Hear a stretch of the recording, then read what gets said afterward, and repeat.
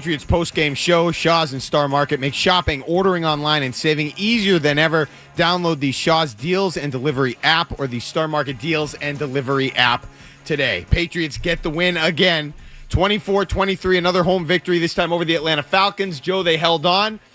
There was bad in this game. There was a little bit more good in this game. You have the 1-point win. What was your main takeaway from this Patriots victory here at Gillette Stadium? I think the main takeaway is, despite the injuries, despite the turnovers, the Patriots coaching and talent in the end was enough to hang on for a victory today. And just bring it up, it came down to personnel maybe too.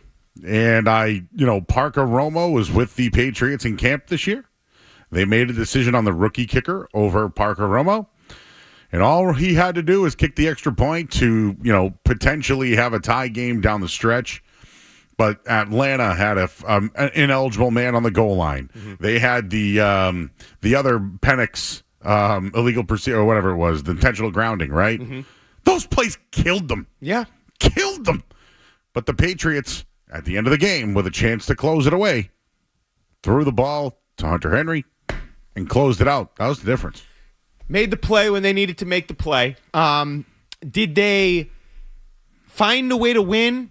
I'm not going to describe it that way. I'm going to say they held on to win. And here's the thing, Joe. This is my main takeaway.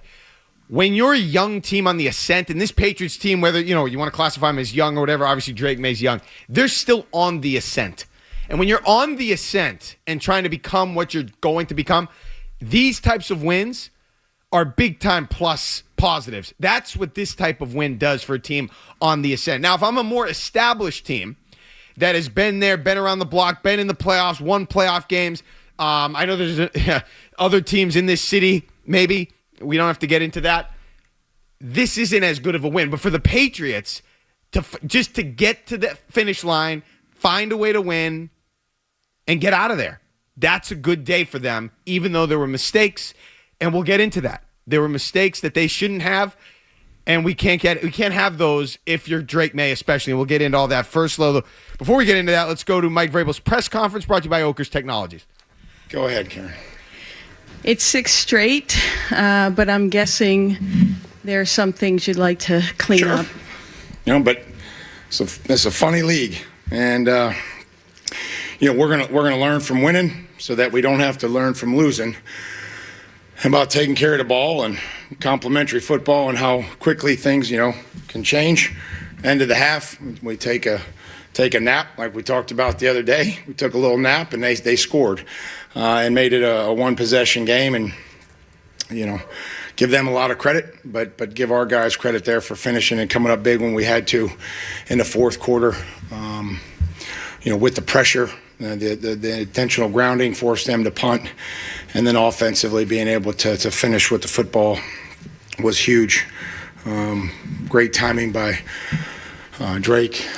Great catch by Hunter, getting a couple extra yards and staying in bounds. All the stuff that we practice in 5 minute, and they're believing in it and they're buying into it because they see that that's what good teams do to end the game. Dan Roach in the back. Mike, just to follow up on that, with all that happened in the game for you guys with some adversity, how good is that for them to see that, go out and execute it, and then say, hey, we do all this, but we do this when we needed to, made the stops, made the plays, and we get out of here with a win? That's what, when you play, they're talented. They're a good team, and that's what happens when you do, and you keep teams around, when you keep them in the game, and, so give them credit, but also give our guys credit for battling back when we had to. It wasn't great there. We had our spurts, we had our moments, but, we got to clean up and then take care of the football and be better defensively in the red zone. It's been our issue, and they made some good plays down there, but we got to be better in the red zone. Over here, Mike, to your right. Okay, that's fine. I look at the cameras. I can listen to you. You don't need to look at me. You've talked a lot about the unselfish nature of your receiver group, and what can you say about Pup Douglas, who made the most of his opportunities today? Yeah, and we got to keep finding Pop. But you always look, and when Pop doesn't have the ball and somebody else does, he's turning and blocking and doing all the things that we ask him to do to protect our identity. And so, we have to continue to find him on some of these runaways or some of these slot plays that are really good for him. And I love having him on the team. He's fun to coach. He sits right up front, and he's always into it. Great teammate, so always happy for his success. Mike, I know in New Orleans your message to the team was, hey, you got to enjoy winning. What was the message now, knowing you guys won despite not playing your best? And just get ready to go on the road. Understand that that's how it goes in this league. Sometimes it's tough, but embrace. Don't let anybody take the joy of what we do. Joy is authentic. Joy comes from these guys caring about each other, being happy for the guy next to them that made a play. Joy is about what we do in here, and I think that they need to embrace that and be thankful for what they get to do and what I get to do. And we talked about when sometimes you get this taken away from you. Whether you're a player and you get cut, or you're a coach and you get fired and you get another opportunity, you want to try to make the most of it and enjoy it. Josh Burgundy to the right.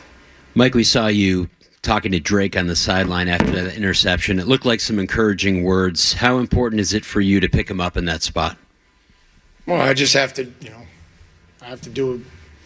play a lot of different personalities and try to figure out what's best for our football team, and told our offense that we were going to need one drive to win the football game. At some point in time, I think there was 7 minutes left.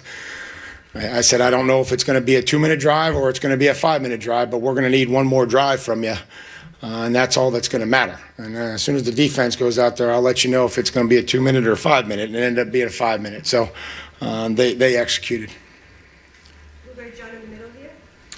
Coach, when you blow somebody out, everybody can see that big win. Everybody's excited about it. But when you win a game like this, how big of a win is it for this group moving forward to win a close game like this? Well, we've won some close games, and I think that we did kind of learn a little bit about ourselves, that you can make mistakes and you have to be able to come back and finish the game. There's a lot of snaps still left, and understand what is needed from us. And it's a fun group to coach, because I think that they're gonna always want more, and they are receptive to the coaching. They give us everything they got. We're 9 games in. We practice hard. We play. Beat up. We're going on the road. So I'm glad and appreciative of everything that they've given us this far, halfway through the season. Sophie Weller to your right. Hi, Mike. Hi, Soph. Hi. Just wanted to ask about the cornerback room and how they did today, specifically with it seemed like you had Marcus and Carlton and all over the place, and also with Christian going out and Charles coming in. Yeah, everybody's got to be ready to go. Sometimes we challenged and they made a play. Drake London's a good player, and I'll be able to evaluate the performance more tomorrow when I talk to you. But Charles Woods is ready to go in there and play and be ready for his opportunity. And it's kind of what you have to do. You have to be ready to go and step up. So we made some plays and they made a few, but ultimately we made more than they did. Alan Siegel again to your right. Mike, in the last drive, when you were third and a few yards to go and the clock was stopped and Atlanta had the last time out, how much conversation was there between you and Josh in terms of running the ball, let the clock go, or put it in Drake's hands and let him make a play? It was pretty quick. Just go win the game. Go get the first and win it. So that was a quick conversation. And Yufi Chen in the middle. Hi, Mike. So on Drake's strip sack, there was Will Campbell run all the way to make the tackle at the end. What does it say about him as a player and your offense as a unit? Well, I think that those plays, if you do those enough, you're going to save points, right? There's going to be another time in the season where somebody's going to have to do that, and the defense is going to get a stop. We weren't able to get a stop on that particular effort, but that won't go unnoticed. I appreciate your perspective and your willingness to point that out because, the play's never over. Maybe the next time that ball gets knocked out, Will knocks that ball out, or Diggs is chasing the receiver one time and knocks the ball out, or chasing the linebacker down in Cleveland. So we don't want to turn the football over, but when we do, we expect the effort, and that's certainly the Will was doing that, and that's going to save points the next time.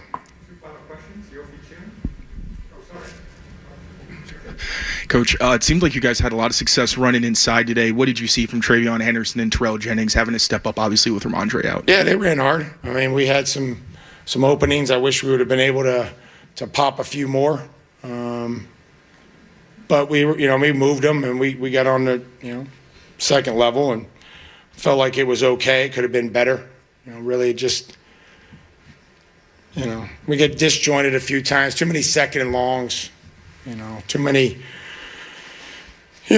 times that put ourselves in long yardage, but we converted. We were good on third down, even with that. So again, the run game, and those guys will complement each other. Backs ran hard and took care of the ball, and then we had a few perimeter plays. So, we'll just try to figure out what gives us the best chance each and every week to win the game.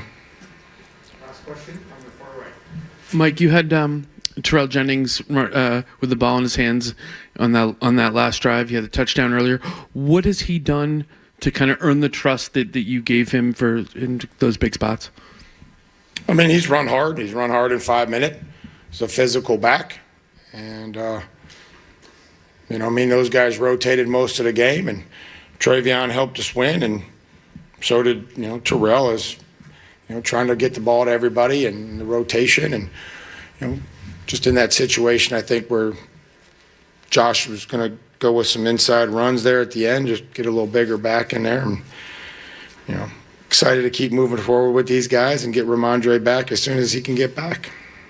So, thank you.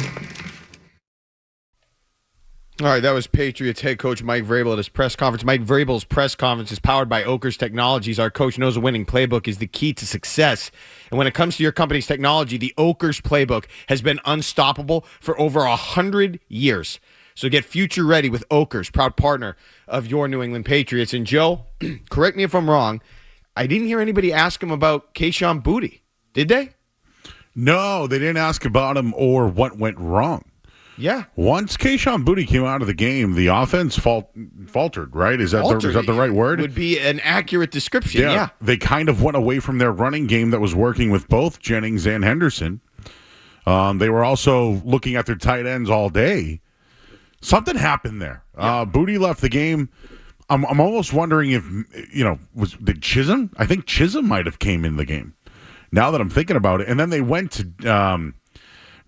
the kid, the rookie out of Stanford. He had another struggle today. I think that once he was out of the lineup, Drake May had some issues. And at times I wondered if they were going to go back to Drake May. But, yeah, you're right. They didn't ask about that.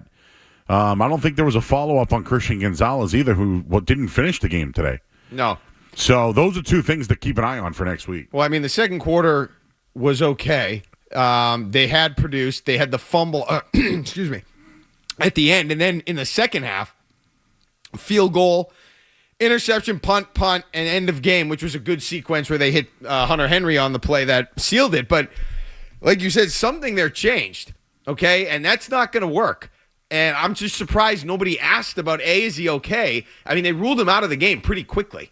So is he okay? And then, like you said, what happened after that? Because, look, again, the Patriots, give them credit. They were dealing with injuries. They were dealing with a few different turnover situations that they had inflicted upon themselves in the second half and still found a way to win. They did enough earlier in the game. They found ways to make a play on the final drive to seal it. They got a little lucky, which is fine. And again, a team on the ascent, you take this. You don't, I'm just not in a place where I should get overly critical for the win. based on how it played out. There are other things we could get critical on. Drake May has to be better holding the football. I mean, I thought we were beyond that. That was reckless. He was holding it like the loaf of bread. He was trying to transfer into his other. Not good. Fell back into a bad habit there. There were other instances where he looked like a rookie again today. Now, I understand he was probably on a heater, and he's going to come back down to earth a little bit. But all of this is worth monitoring, Joe. We've seen what's happened to some quarterbacks that have kind of exploded onto the scene and then regressed, and I'm not going to use that word with Drake May. That's happened to other quarterbacks. And obviously the NFL is going to figure you out. The NFL is going to have tape. The NFL is going to adjust, and I get that. But there were a lot of negative plays, some inexplicable throws, some throws that second interception was kind of inexplicable. Was it the second interception where he overshot whoever was running across the field there? That throw to the safety that Bates intercepted, what was he looking at? I don't know who he was even trying to hit there. That was bad. Yeah. And I know last week he had a bad one. It might have been footwork or whatever. But, let's face it, the Falcons' defense doesn't, Albrecht's a good defensive coordinator. But I don't know if they have the pieces to be dynamic or anything like that. But late in the game, I think they made some adjustments that really did confuse Drake May. My only thing is this. Were they showing those things to have them go away from running the football? And I don't know. I think the Falcons blew this game today. Like, in my opinion, the Falcons blew it. Michael panicked, right? Can I call him that? Is that all right? He did. On that final drive, he did. He had a decent day. 221, 3 touchdowns, no interceptions. But the 2 spikes in a row, 1 for a grounding, you can't have that in that situation. Horrific. Again, if we flip this around, if Drake May did that, we'd be crushing them. We'd be crushing the offensive line for 6 sacks, right? Yep. And just to stick with that, they won the game today. All right. When you're the better team, you win games like this. Yeah. And they were. So credit to the Patriots. And I will give credit to Josh McDaniels calling up that final play to seal the game. Yeah. That drive before was horrific to punt. To give the Falcons the ball to potentially win the game was horrific play calling. I'm calling it what it is. But that play to seal the deal was great. But you can't sack Drake May 6 times in a game, 5 times last week. It's not sustainable. They won today because they were the better team, had the better coach, and the better quarterback. But if you're in Atlanta today, I'd be looking at the coach, the quarterback. They blew the game. Well, after what they did, was it last week against Miami? Yeah. They looked better today. Obviously, they get Drake London back. So that you could take a positive away from the Falcons' perspective, but they should have, at the end, been in a better position there than they put themselves in and be at 4th and whatever they were, and then they had to punt it. In that, you can't get yourself into that scenario. Drake May, look, he did enough. The good thing about Drake May that was on display once again today, it feels like he has a short memory. Even when he makes a mistake, he just goes back out there and is ready to ball. And he doesn't let the mistakes bother him. He knows that they're mistakes he can't make, but he doesn't let it get under his skin. He doesn't let it bother him where it ruins his play. It definitely looked to me like something rattled him when Booty went out. Whether it was think about it. You're a young quarterback. You got this another receiver who comes in, probably wasn't really that much of a part of the preparation. So I get it, but they looked like a different offense in the second half. And May looked a little more skittish, and I didn't like seeing that. And you're going to deal with that type of adversity. I don't know how long Kayshon Bouttie's going to be out, but it was a situation where it just felt like May did not know how to find his rhythm again when that guy went out of the game. And credit to Kayshon Boutte for being that much of an impact player. I was surprised that they looked that much out of sorts after Boutte went out. I didn't think it would be that way. Yeah, and Mark, we really haven't had a game to be critical to see them late in games on how they make decisions, right? We haven't seen it yet. But I think where the game really changed, is they were up 21-7. Mm-hmm. The Falcons decided to go for it on a 4th down play where they should have settled for the field goal. They didn't. They get the almost scoop and score. They score again. But the Patriots were on their way to a rout. Yeah. Like this was going to be taillights. If they put that game away, It was the turnover that really changed the game. And, yeah, Atlanta capitalized there, but and they capitalized every time they had an opportunity. But with a chance to win the game, Yeah. the opposing, no Christian Gonzalez on the field. It's hard for I'm actually shocked the Patriots won this game. But again, I think they have the better quarterback and the coach in the end. It reminded me a little bit. Obviously, they found a way to win. It wasn't the same thing, but a little bit. Do you remember Week 1? They had the they had the lead. They had the ball. I think it was early in the second half, and then May threw that interception against the Raiders, and the game was sort of lost right then and there. Yeah. They never could get any rhythm back. They were just a mess from that point forward. It felt a little like that when he made the mistake. So I just said he does a good job trying to shake things off and bounce it back. But the offense really didn't look, and it wasn't just Drake May. It was protection. It was the running game, calling the plays. I thought the play call on that second to last drive on 3rd and 6 or whatever it was atrocious. To call a high school swing pass to Travion Henderson. They had Pop Douglas in the back of the field. It was an atrocious and listen, play call. I people know I'm very critical of the offensive coordinator. I think he was great last week. I think the final play to seal it, he was great today. But, man, without Kayshon Boutte in the lineup, that the Kyle Williams throw, I know I mentioned it earlier. You've said it before. What was it close? That? Was it close? No. No, and it's never close. So things got uncomfortable without Kayshon Boutte. And it's funny. I mean, why? Especially look, he's been really good, but it's not like he's their bona fide number one. They've spread the ball around nicely this year. Douglas has made. I don't know what to make of Demario Douglas. I mean, is he on the verge of being benched half the time? Is he their best receiver on another? I don't know what he is. He shows up. He's like a big deep threat. Is he a deep threat? I mean, I don't know what to make of him. Yeah, last 1 for 44. I think he went over 100 today, 100 right? flat with a touchdown. Yeah. I mean, he was impactful today. There's no doubt about it. All his plays are impactful, but how does this team move the football when Kayshon Boutte's not on the field? I know they found Steph Diggs for a touchdown as well, but the rest of it, they were without Ramondre. That probably was different.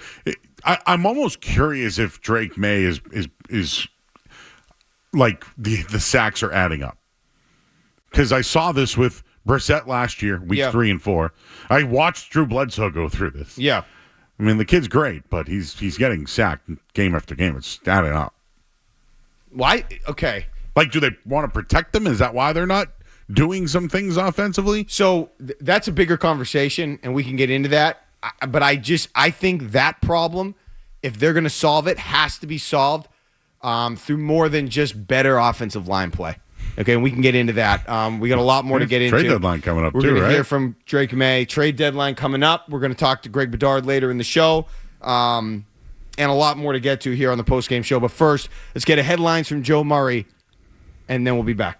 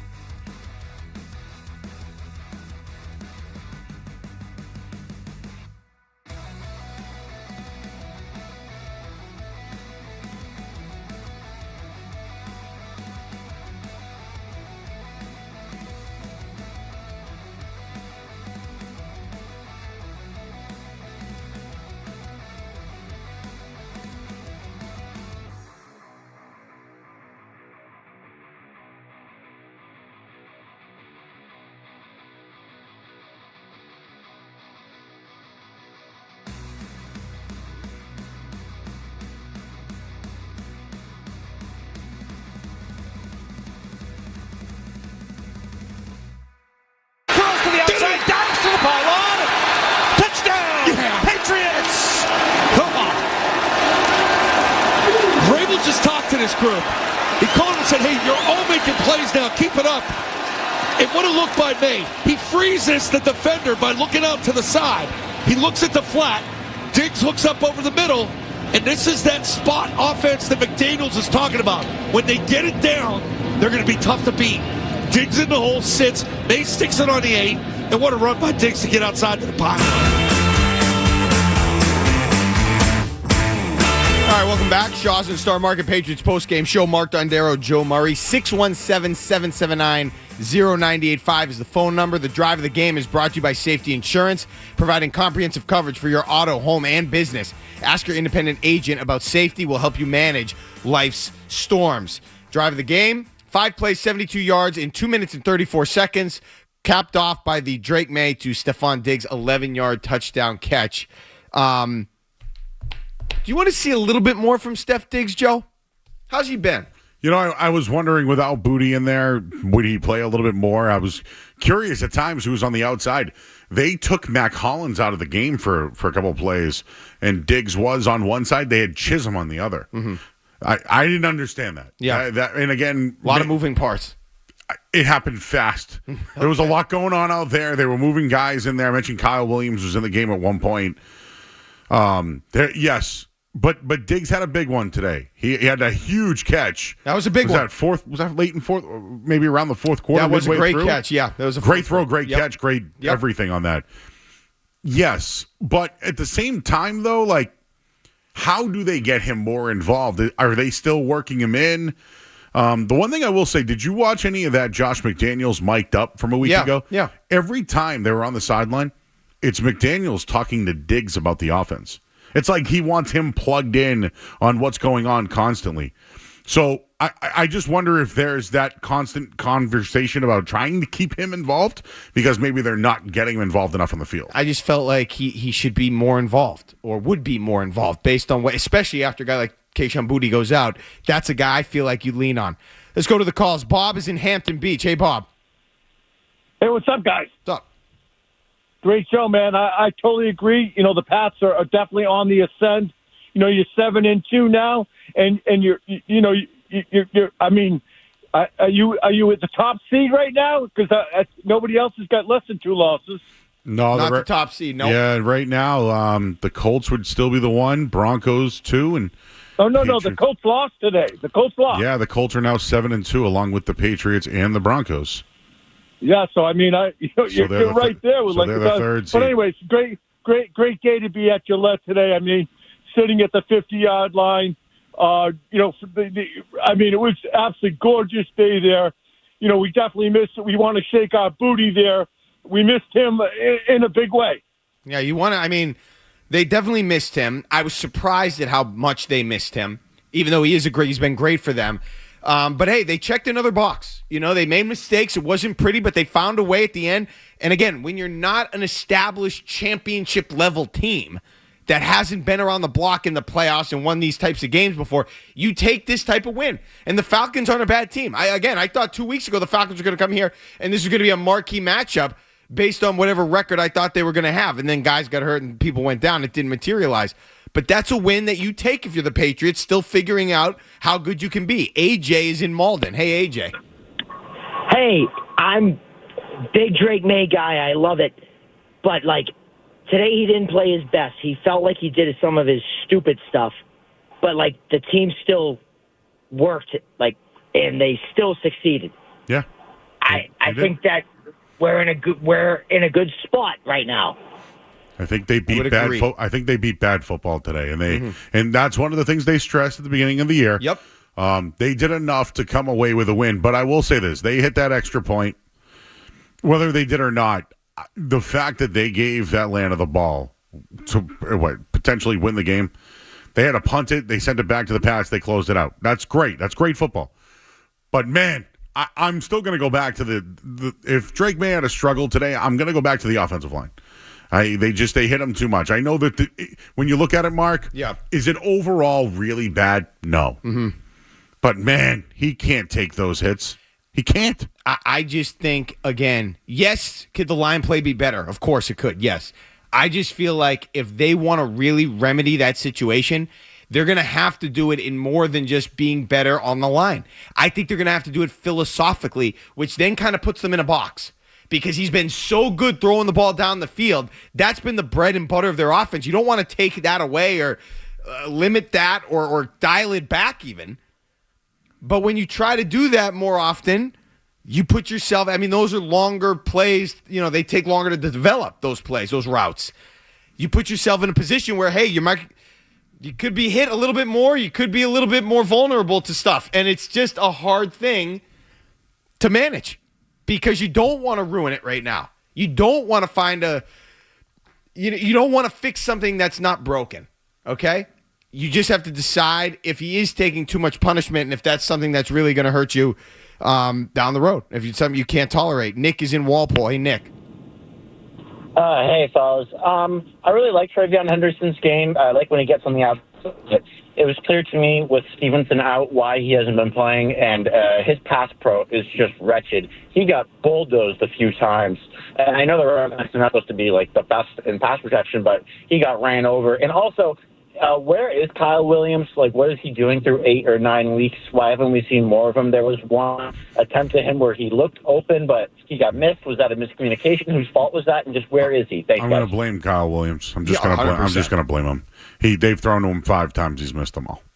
Like I think he might need to sit just to watch. You know, like I know. They can't sit him now if Booty's going to miss time. But I don't know. Why were they going to him? In a critical time in the game, I don't know. That was questionable to me. Joe, it hasn't been close. And that's if it was close, if they've had almost connection, it just hasn't been close. And, I think where's he been? He hasn't proven he's good enough. He hasn't earned the trust of Drake May. So, those two things answer the question, where is he? He's just not, he hasn't done enough to prove that he can be on the field and contribute to the NFL team. I don't know where they go if Booty's out. It's just that's not good enough, and it was clearly affecting Drake May. I just didn't expect it to affect Drake May to the level that it did. Well, who's their other ex-receiver? Wouldn't you say it's Diggs? Well, that's what I thought, but he's played more out of the slot and done those types of routes. So they just don't have another boundary, another guy that can play the X on the outside on the left side? Diggs can do it. He's done it his whole career. Douglas out there. I know. Before. I don't understand why they can't just put him over there. Kyle Williams clearly has no rapport with Drake May, and that's affecting Drake May and the throws because they're not even close. And that's another thing that they're going to have to look at, especially if Booty is out multiple weeks. And you got arguably the biggest game on your schedule, at least to this point.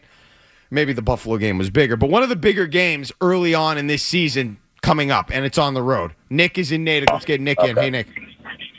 Hey, how are you guys doing today? Thanks for taking my call. I just wanted to say that, man, I think we got a real legit quarterback in Drake May. This is the worst he's going to play, and I think we're doing pretty good, especially considering how bad the O-line was today. I feel that, and I thought the O-line had good moments. That they had some nice they had some plays where they had some good protection. It just wasn't, consistent enough all the way through. The Drake May thing, I love him. I love what we've seen. But I do have to remain cognizant to some of the trends that we've seen around the NFL where guys have kind of exploded onto the scene and then fallen backwards or come back to earth a little bit. And you knew that was going to happen. I think that's a great sign that the Patriots are still able to win this game today. And like he said, if that's a really bad game for Drake May, still looked dynamic, made good throws, 259 yards, 2 touchdowns, 1 pick, and a bad fumble. 2 fumbles, but he didn't lose both. To me, I know we're doing Patriots Postgame. It's about the Patriots. Yeah. This to me is more about, today was the Falcons were bad.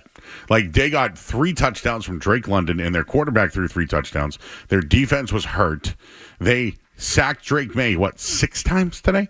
They forced turnovers. Mm-hmm. They had a chance to win the game, and their stupid kicker misses an extra point, and they had a ball and a chance to win the game. And Christian Gonzalez is out of the guy. To me, they beat a team that played bad football today. And there was a lot of positives for them. I know things weren't great second half. We've watched them dominate, the Patriots, dominate second halves. That's true. But it was the other quarterback that Michael panics. he panicked today and cost them the win. I just think when you're where the Patriots are, that's okay. To win like that, I agree with you. Okay, with Yes. where the Patriots are. Correct, I agree. Okay, if you're the Chiefs, if you're an established team or some team that's won championships, and all of a sudden you're resorting to winning like this, then it's okay. What happened to the old team that won championships? This isn't that. The Patriots still on the way up. More to come, including Drake May's press conference on the Shaws and Star Market Patriots postgame show on the Safety Insurance 98.5 The Sports Hub Patriots Radio Network.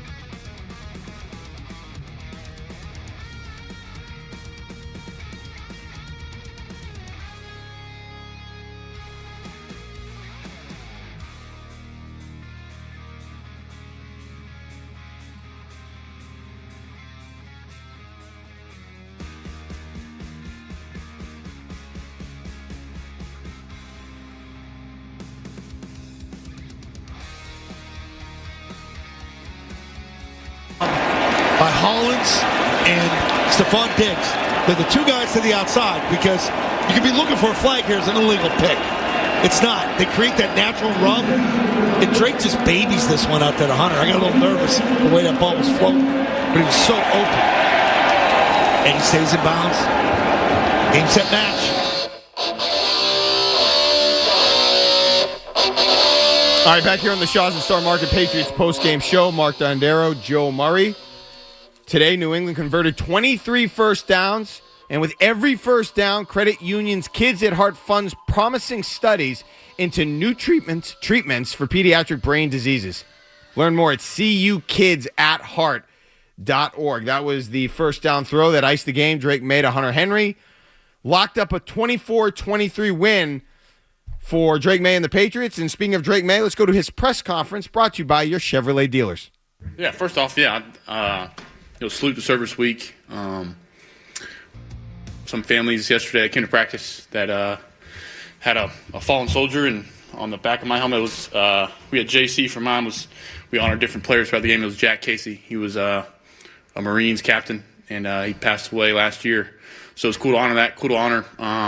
This week in the NFL, it's cool to honor those who serve in our country. It's pretty sweet how they put their lives on the line, man. They're the true heroes, and it's bigger than football. So just want to say that. And you got the win today. That was pretty cool to get the win during that week.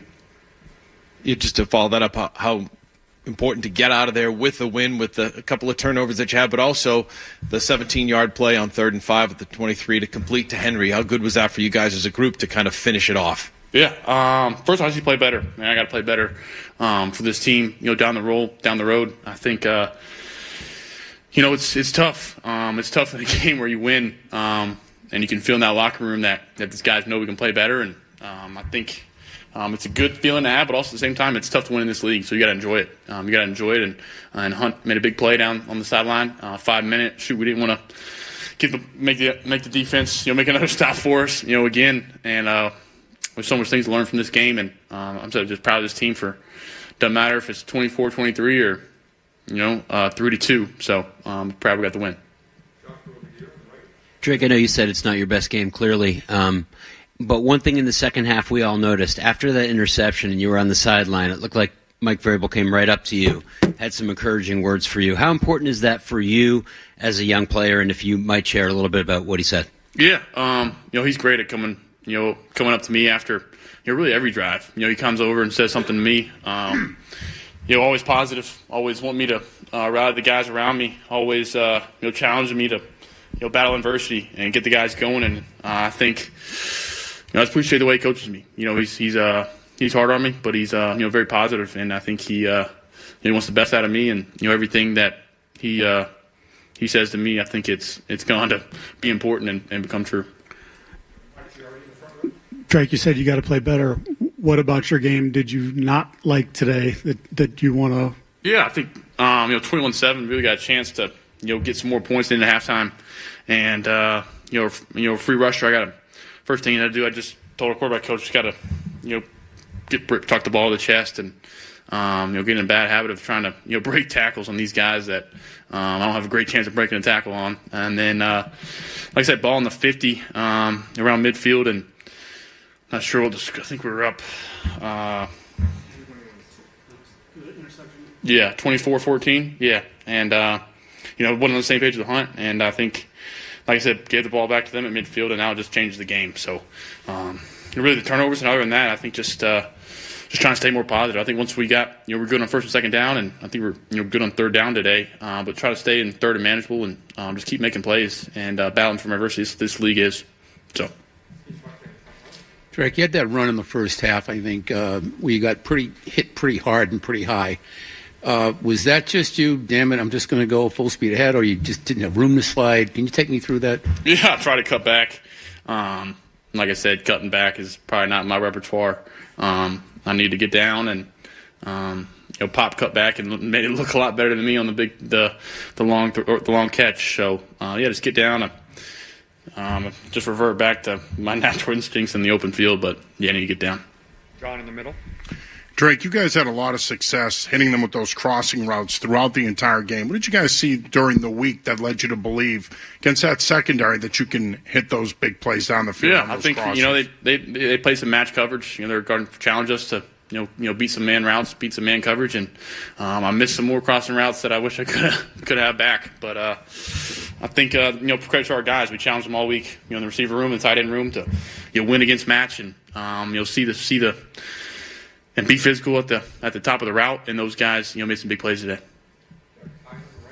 Drake, outside of the turnover, what did the Falcons do to give you guys trouble in the second half? Oh yeah, second half. First half I thought we were we were rolling that first drive out of halftime. I thought was big.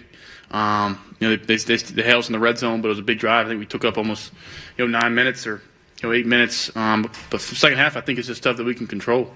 I think once we handle adversity, or once we face adversity on the sideline, I think we can do a better job of handling it and moving on. But like I said, our defense stepped up big for us, and that last 5 minute was cool to the ups and downs of the games to finish on that. Drake, Mike talked about some of the joy and appreciation that comes along with winning in this league. Do you feel that right now, or is there kind of a frustration about the miscues? Like, how do you come out of this one mentally? Yeah. So far in my career, I think just trying to enjoy these wins. It's tough to win in this league. And it's, from my short career in this league, I think it's just got to enjoy when you get in the win column. Enjoy getting another chance next week to face a good team, on the road. So I think just enjoy the wins and know deep down I'm frustrated and want some plays back. But it's a good defense we faced, and those guys in that locker room are cool to be around and play with. So thank you guys. Thank you, Drake. All right, that was Drake May. Drake May's press conference is brought to you by your New England Chevy dealers and the Chevy Silverado, where dependability comes standard. May today, 259 yards, 2 touchdowns, that 1 interception, and the fumble. More to get to here on the Shaw's and Star Market Patriots postgame show. Joe Murray's got a headlines, but first, let's pause 10 seconds for station ID on the Safety Insurance 98.5, the Sports Hub Patriots Radio Network.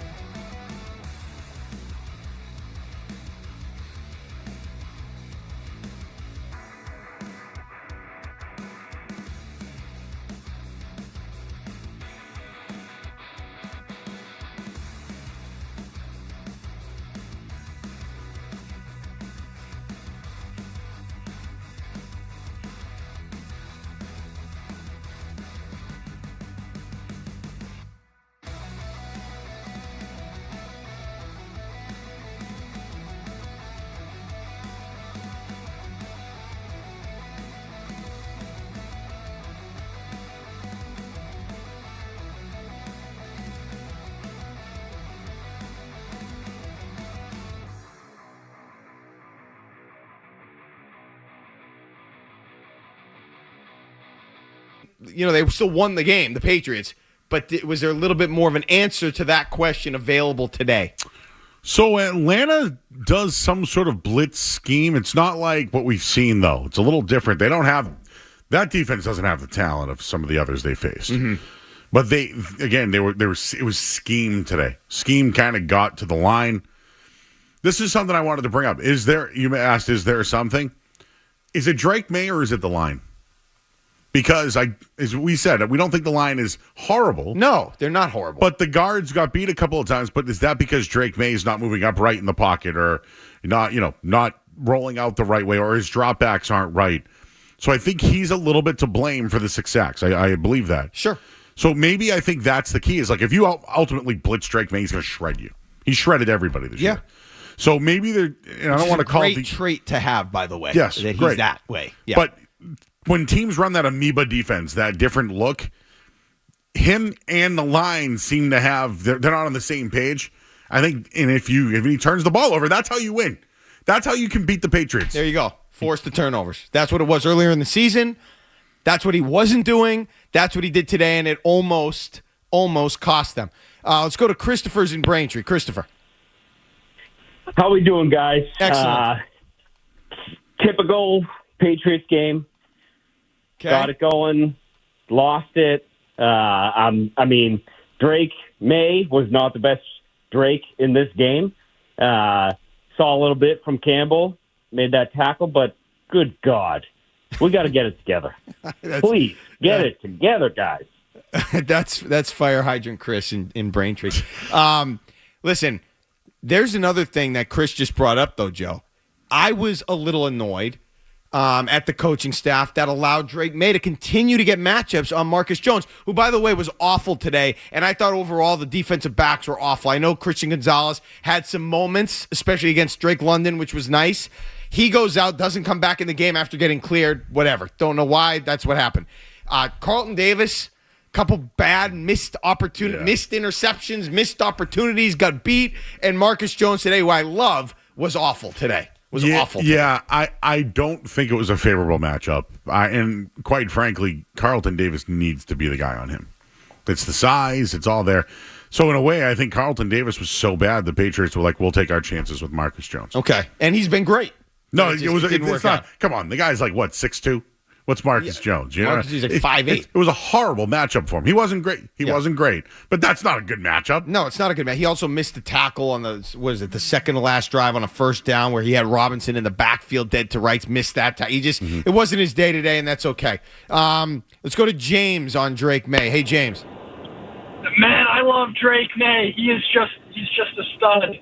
I still thought Josh McDaniels got a little bit soft and got away from Patriots football down the end. Stopped letting Drake May push the ball down the field, which I didn't love. But, man, Drake May is legit, and I just love him so much. He gets me out of bed in the morning and gets Patriots football fun again. So you noticed this theme of callers is like they went to the game. Yeah. They saw Drake May. He's the man. Yeah, like yes, he's the reason why this is all what it is. The Patriots won a game today without Drake May being at their best. Yeah. So I guess I wish when you asked me earlier, what's the takeaway?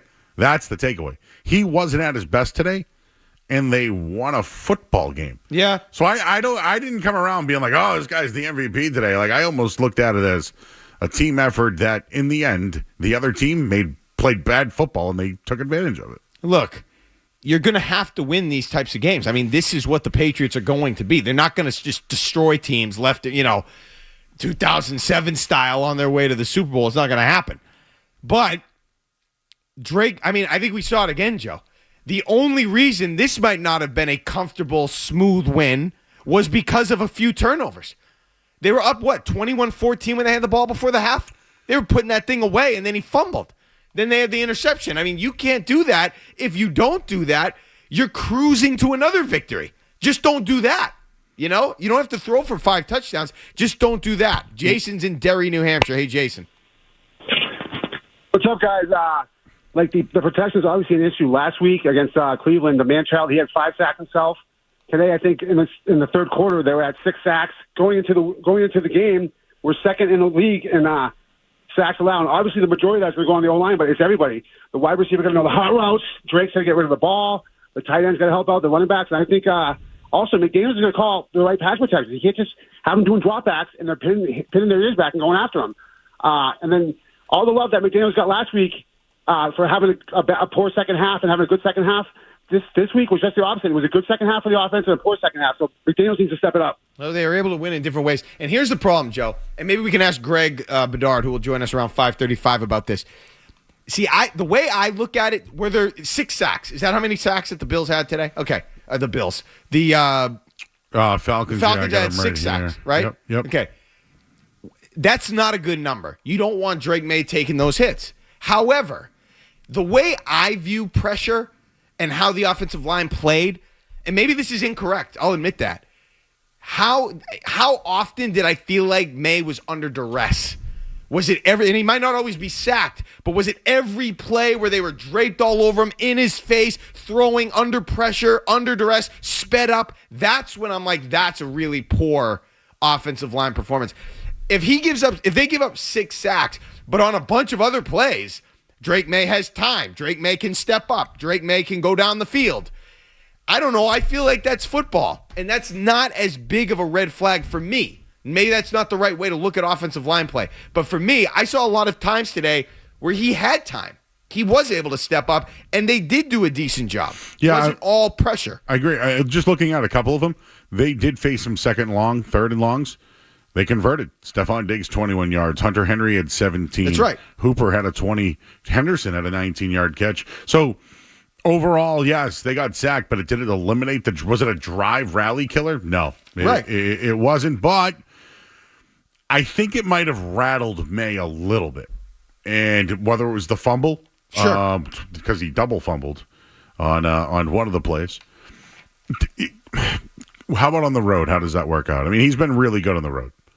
But when they play Tampa Bay next week, can they get away with that? I'm just going to say no. I don't think they can. Couple notes here that I have. 3rd and 10 in the second quarter. May gently slides backwards, converts the first down. Great pass protection on that play. On the long pass to Douglas, 50-plus yards, however long that was. Yeah. Great pass protection, I thought, on that play. That was a schemed play, too. So, nice. I mean, yeah, I don't like giving up 6 sacks. But I didn't feel like they were in his lap all day long, and he was just under duress constantly. Yeah. I think it's worth mentioning he's a mobile quarterback. Yeah. And these mobile quarterbacks, at times, they might get sacked 3 or 4 times, and it's bad, but it's also them, too. Yeah. Andrew's in Westwood. Hey, Andrew. Andrew. Yep, I'm here. What's up, man? How are you doing? Good. You're on the air. You're on the air. Let's go. I'm ready. All right. Good. Wasn't prepared. Paul is in West Bridgewater. Hey, Paul. Hey, guys, what's going on? Sloppy win today. They pulled it out. A win's a win's a win. But, you're looking at the yardage and stuff that defense has given up. The trade deadline's coming up. Do you go after a pass rusher? Or now, we're talking about the amount of times that Drake May's getting sacked. You got to protect your guy. Do you go after an offensive lineman? I'm going to hang up and listen to what you guys have to say. I love the show. Thanks, guys. I mean, I'll always take an offensive lineman that can get on the field, but my position, Joe, the whole time has been consistent. I want somebody in the secondary. Safety. I mean, I didn't think a cornerback was necessary, but, I'm a little bit less comfortable after what I saw today. But I'm just saying, I would like somebody in the secondary that can continue to help defend the pass and maybe help in the middle of the field on running plays. I'm not talking or asking for Bob Sanders, but somebody that can be an impact player in certain spots for this team. And then when you look at what happened today with Davis and Jones playing poorly, that only enhanced my desire for a player in the secondary. So that's been my position for the trade deadline. They used Del Pettis today, who had some nice play. But you mentioned the words impact. I'm just going to throw out a name. Maybe they don't have to give up anything for him, but, the way that the AFC is set up right now, Stephon Gilmore. He's out there. He played for the Colts before. He's played for the Patriots. I feel like he could be a little bit of an insurance here. I would take it. And they don't have to give up anything. I would take him. I mean, just to see. And maybe at times they can play that Marcus Jones free safety look, but still be a nickel if they need him to. I haven't heard Harold Landry's name too much. The pass rush has gone away, And this is the story with Landry. He, at times, has great sack numbers. Matthew Judon did this, too. Yep. These sack guys get figured out at now, not Myles Garrett, right? But these guys that are pass rushers, they have good spots, and then they kind of fade a little bit. Chason had some plays that he was involved in today. He did. They had Christian Ellis on the field, too, but he left the game. Another injury today. JD is in Jamaica Point. JD. Oh, my gosh. I blame this on Zoe. Okay. Zoe totally jinxed the Patriots today when he is mentioning, I've called so many games. I'm ready for Tampa. I know how the rest of this game is going to go. Y'all want to bet on Tampa next week, blah, blah, blah. And then not 5 minutes later, Drake May puts the ball on the ground. The rest of the game's a shit show. Dummy up. And here we go. Yeah. Look, not a big announcer jinx guy, but I mean, look, I think it's just kind of what we talked about earlier in terms of what happened in week 1. Is it a Drake May problem? Is it a team problem? I think they lost a little momentum and they had trouble getting it back offensively. It's as simple as that. I don't think Drake May, peed down his leg the rest of the game. Yeah, I heard Zoe say it. I'm not an announcer jinx guy, but it was going that way. No, I'll back Zoe on this one. They went for it on 4th down. They missed. They should have. I said this earlier. They should have taken the points. Take the points. What are you doing? Yeah. They take the points. They win this game. Yeah. It's just Raheem Morris is going to get crushed today for the way they lost that game. I'm telling you, I know we can talk here and sit Drake May everything that we're worried about, that we're talking about, they blew the game today. It was them who blew it. But like you said, first of all, Georgia beat Florida, so they're happy down there. Oh, yeah. But yes. I'm just saying. Only by 4 points they didn't cover. I don't want to talk about that. I don't want to talk about that. I'm just saying Drake May found a way, and this team is still learning how to get to that highest level and win these types of games. So I think that based on how that transpired, a part of me would have been interested to see, had he made that extra point, how they handled that.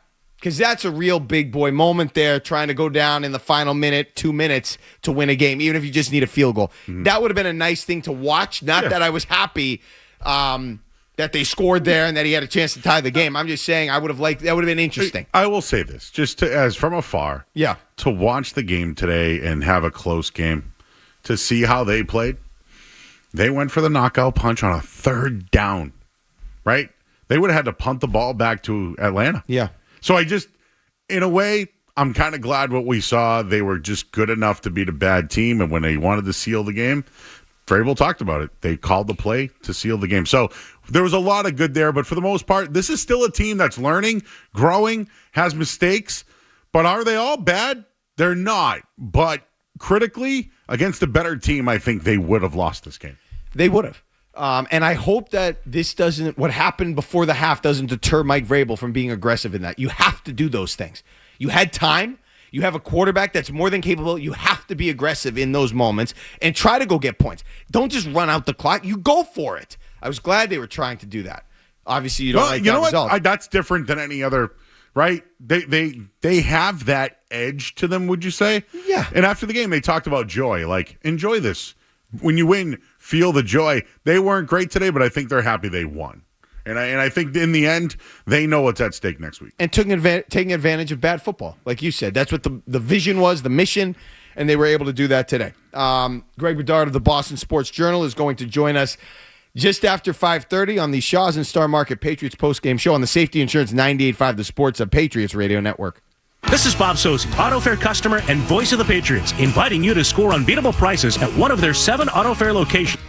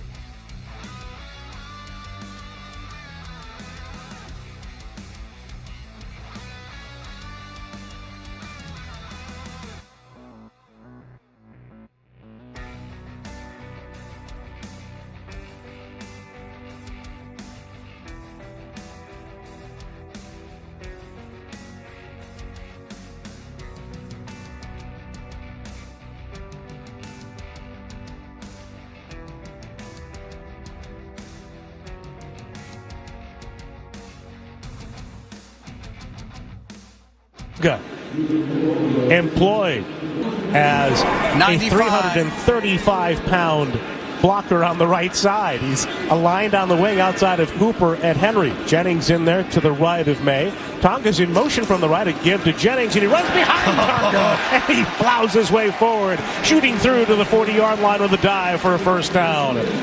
Run stopper, and a guy's a run blocker. Vrabel loves it, jumps on. It's like taking a dishwasher, putting it in a tight slot, and just pushing it down the floor right in front of the runner.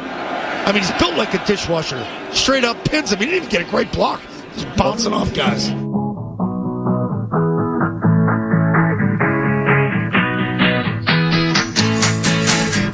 Back here on the Shaw's and Star Market Patriots postgame show, Mark Dondero, Joe Murray. Zoe, built like a dishwasher. Love it. Unclogging the Gaps is brought to you by Drains by James, Eastern Mass's leader in drain cleaning and pipelining. Drains by James. Slow drain, clog drain. You need to contact Drains by James today at drainsbyjames.com. They give a poop about your pipes. More of your phone calls here after a Patriots 24-23 win. Let's talk to Tom in Saugus. Hey, Tom. Hey, how's it going? What's up, Tom? I just want to say, I think Drake May played pretty sloppy today, but I don't give a fuck. We got a lot of fired up language today. You think people had fun in the first half, but the second half things got a little sloppy themselves? I don't know. The Patriots played a little sloppy second half. It is. I mean, he played well, did a lot of great things. Again, made dynamic plays, which we want, but as soon as he started to turn the ball over and kind of sink back into some of the issues we've seen in the past, they were an extremely beatable team. That's the story in terms of what went wrong or what could be a concern for the Patriots. The second he started to turn it over, they were very beatable. I'm going to look up Drake May's second half. I got to look into it, but I'm very surprised. This guy at least said that the guy, he was very sloppy in the second half. But listen, guys, the Patriots are 7-2. They've won 6 in a row. They're winning games at home. It wasn't pretty, but the things that Vrabel talked about this year: beat bad football, right? Effort and finish. They did all of those things today. As bad as it wasn't perfect, but they did all those things that Vrabel talked about. I thought he missed some throws. Even when he had time, even when he had good protection, he missed some throws. But again, you're going to come back down from the elite MVP. I mean, you're not going to play that way every week. And they found a way to win today. They did just enough to win today at the end of the day. They didn't make a mistake when the other team did. They found a way to take advantage of bad football, all of the above. So it counts. It's a win. And this team is still figuring out where they can go. Cooper's in Salem. Hey, Cooper. Hello, how's it going? Hey. Great. So I was talking about if you think the Patriots are true contenders. Obviously today the pass rush wasn't great. The secondary wasn't great. But the trade deadline's coming up, and it's not the NBA trade deadline. You're not going to fill all those holes really fast. And the only team you've beat recently has been the Bills, who've been above 500. Obviously the Falcons are pretty good. But any team besides the Falcons that are really good would have won today. Sure. So can I take that one, Joe? Sure. I don't think they're a true contender. Why? I don't think in the second year as a starter, the quarterback leads the team to the Super Bowl championship. I don't think that happens. I don't think that's going to happen. I don't think the Patriots... Second year starter. Second year starter. I don't think they take you to a championship and win it. And I'm sure people can tell you, well, this guy did it. And like Mahomes, I think, did it. Brady? No, first year starter. In his second year as a starter. But again... Just call it his second year then. I don't care. I just don't think they're good enough, even with Drake May playing the way he's played. So if you're talking about a trade deadline, I kind of want to see how this plays out. I'm not giving up multiple first-round picks for somebody. I'm not doing it because I think you do that when you're A, more established team, and B, when you think you are one piece away from winning the championship. That's when you do whatever it takes to get that last piece of the puzzle. This is not that. And I think they might be an offseason away or a draft class away if they're able to convert. They're close. They're getting there, especially because of Drake May. They're going to be right there. Could they make the championship game? Sure.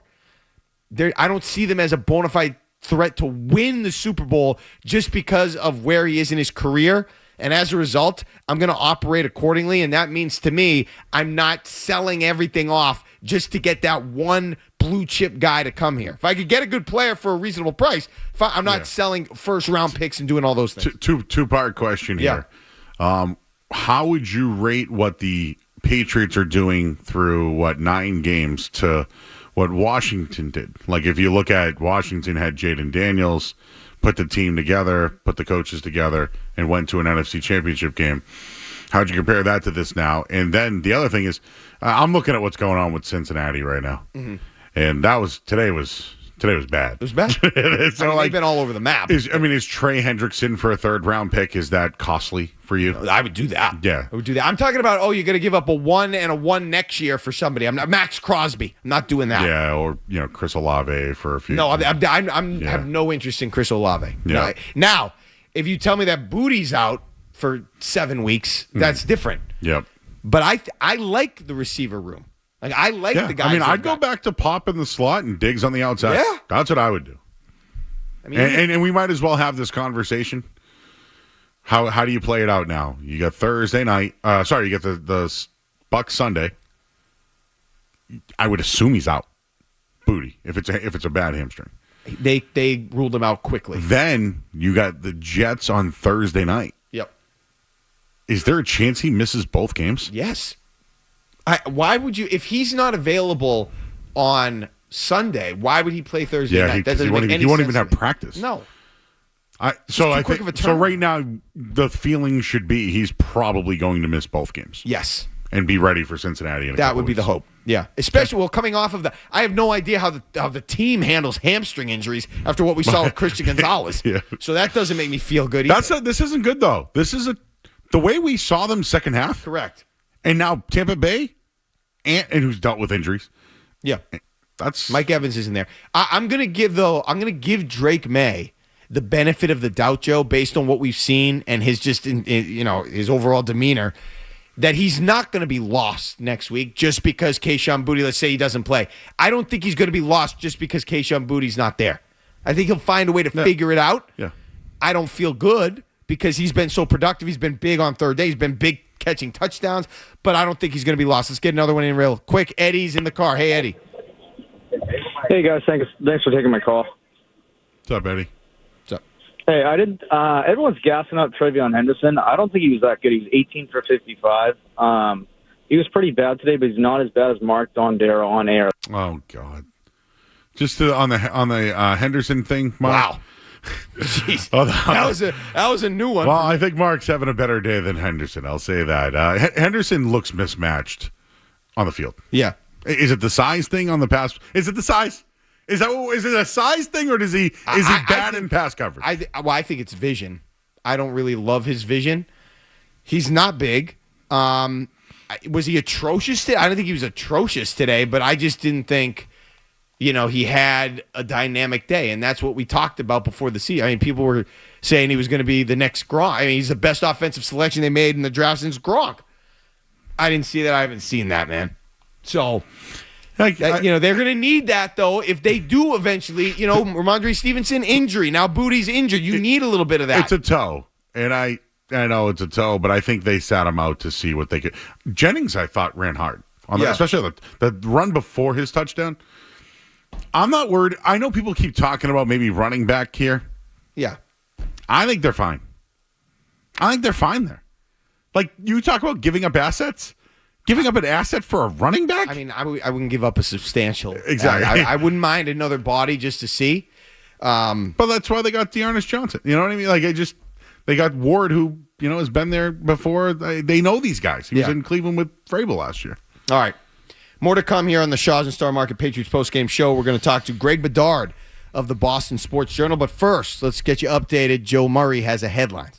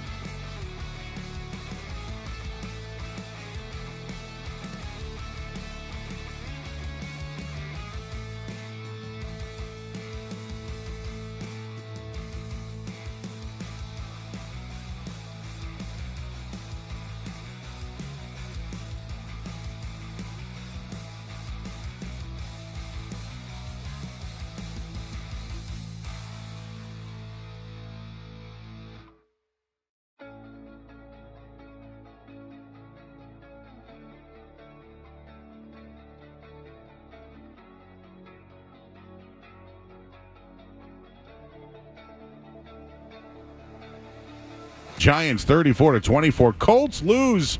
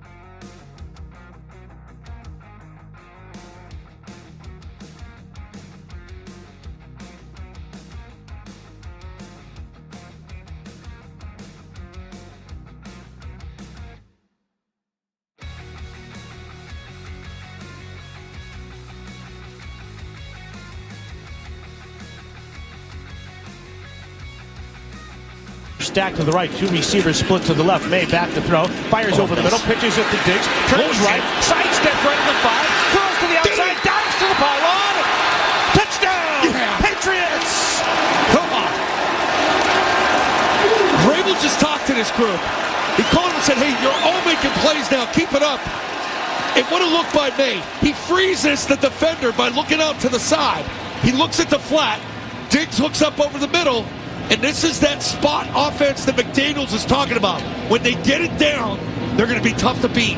Diggs in the hole, sits. May sticks it on the 8. And what a run by Diggs to get outside to the pylon.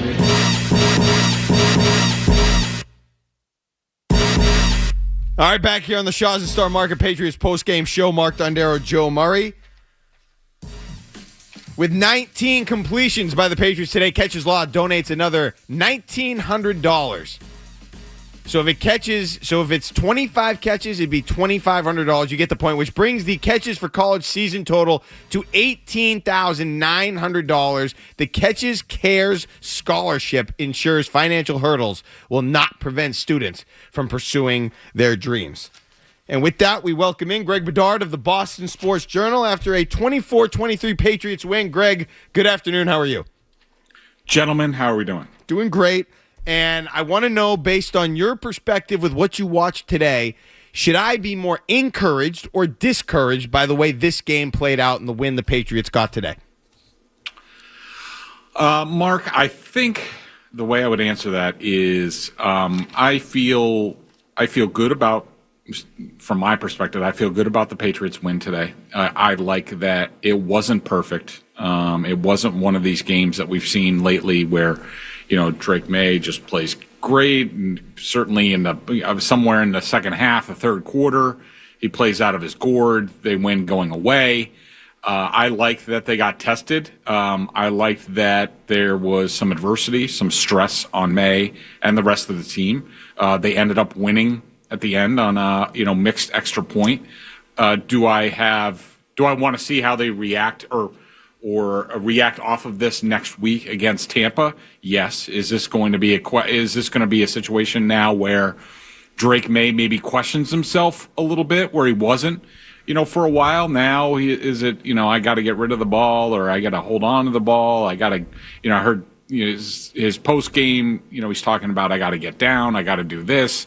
Does he get locked up in his brain again because of this, or does he just learn the lessons and just gets a little bit better next week? So in the short term, I feel good about the Patriots in winning this game, especially with some of the things that I saw was going around the league today. But you do wonder if this, sort of pierces the bubble they might have been in a little bit, and how they all react to it. What's up, Greg? I actually thought the Patriots winning today, they did it. They won a game without Drake May being outstanding, right? So, that's a win, however we want to look at it. But what happened when Kayshon Boutte left the game? Was it a May thing? Do they have that outside receiver X? It just kind of felt like he came out of the game and things kind of fell apart. What I saw Chisholm out there at one point. What did you see when Boutte came out of the game? I don't know if it was that. I mean, we'll have to see when we look at this game a little bit closer. I was just looking at some of the advanced analytics, and what's interesting is that I'm sure a lot of people have heard this stat, especially because Drake's been unreal, like the best or second best in the league, basically since week one, in terms of the stat called completion percentage over expected. I mean, he's been routinely like plus 15, which is absurd. It's an elite level. And what's interesting is that the first half, he was a plus 15.5.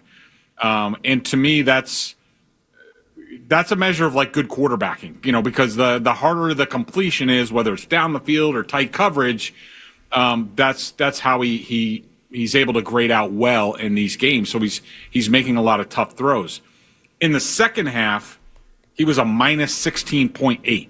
So, that tells me that if the good stuff is about Drake May being really good, which I do agree with, then I do think the second half was Drake May not being good and not being accurate and not hitting the guys that he normally does. The reason for that it's a good question. It's something we'll debate. Kayshon Boutte going out certainly doesn't help. We know what kind of security blanket he has. Kyle Williams is really the only, at least in game, when you have already established your game plan, he's really the only option out there, and it's obviously not a good option. Can they change more to like Mac Hollins out there in the short term? If Boutte's out for a while, yes, but you sort of need a week to go through that. But I do think a lot of it was, I think May just got a little bit tight. I think that, that turnover, caused them to lose a bit of confidence. And I think that's what we saw in the second half. Yeah, obviously the second half was a problem offensively. And I'm interested in the offensive line, Greg. The Patriots gave up 6 sacks for 38 yards. But at the same time, they were 8 for 12 on third down, and on a few of those third downs and a few of those big plays, they actually got some good protection. So it didn't feel like, to me, Drake May was under duress all day long, but the 6 sacks is a bigger number than you'd want to see. So I'm trying to decipher, where did the offensive line come in terms of how well they played today based on what you saw? So obviously Michael Wenu missed a couple of games and a couple of very big spots, which is a problem for him. It looks like some of these teams are looking at him because he does not move very well side to side anymore. I'm not sure he ever did. Overall, I thought the protection was good. I thought Josh McDaniels has been very good about this year. Like any of these shot plays, these big plays, it all starts with, and I heard Dan Orlovsky talking about this, it all starts with, a guy like Josh McDaniels, as opposed to some other offensive coordinators, start with, all right, well, this is what we want to do down the field. Well, how are we going to protect it? Because if we don't, there's no point in running this play down the field for a shot play. So I think he does a really good job with that. I do think that, again, and this was an issue last week as well, certainly in the first half, not the second half, but Drake is a part of these issues. It didn't need to be 6 sacks last week. It should have been 2 or 3, and Drake factors into that. Drake factored into at least 2 sacks that I saw today, where and I'm not gonna rip him for it because it's tough. I mean, he did have some underneath stuff where it's like, all right, you get to 1, 2, 2.5, then you have to know where your checkdowns are, whether it's a back in the flat, whether that's Steph Diggs right in front of you. He's got to do a little bit better job of that. However, I will say it's extremely difficult to be one of these kids who can run, can pass, can make plays with his legs, which we see him do, which he did on a big third down later in the game. He's just going to have to figure out how to do it. I used to have these conversations with Aaron Rodgers all the time. I mean, it's something that Tom Brady didn't have to worry about, and Brett Favre later in his career didn't have to worry about, where, eluding guys and making plays with your feet. So it's going to be sort of a trial and error thing, and Drake just needs experience. He's never going to be perfect at it. None of these athletic quarterbacks are, but he will get better at it the more experience he gets. Greg, just real quick, what'd you think of Michael Penix late in the game there? I guess I'm going to change his name to Michael Panix because that was atrocious. And, just to credit Mike Vrabel, he talked about effort, finish, and beating bad football, and I think the Patriots did those 3 things today.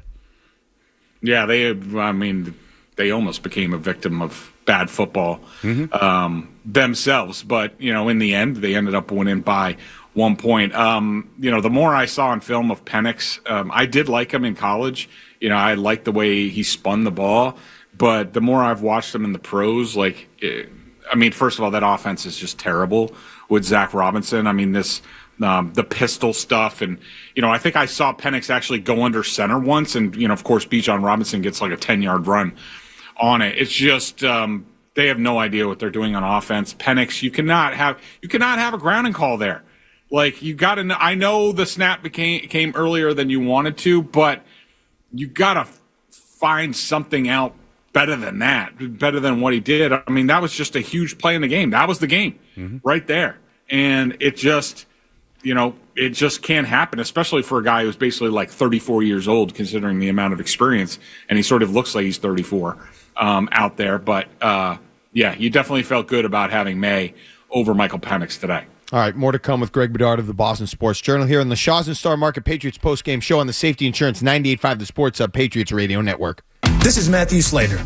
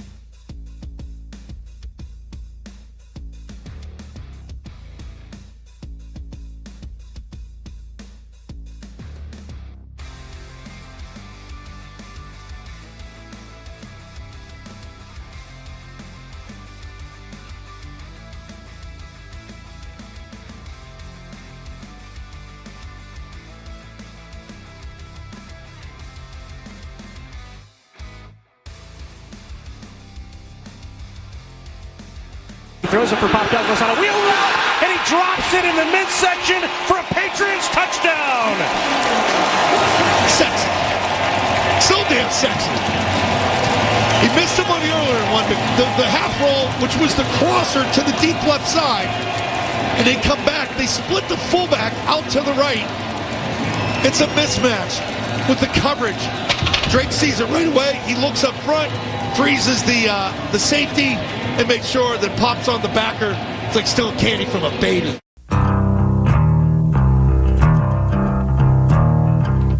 Back here on the Sheldon Star Market Patriots postgame show. Mark, Joe, nearly 30,000 people in Massachusetts don't have permanent housing.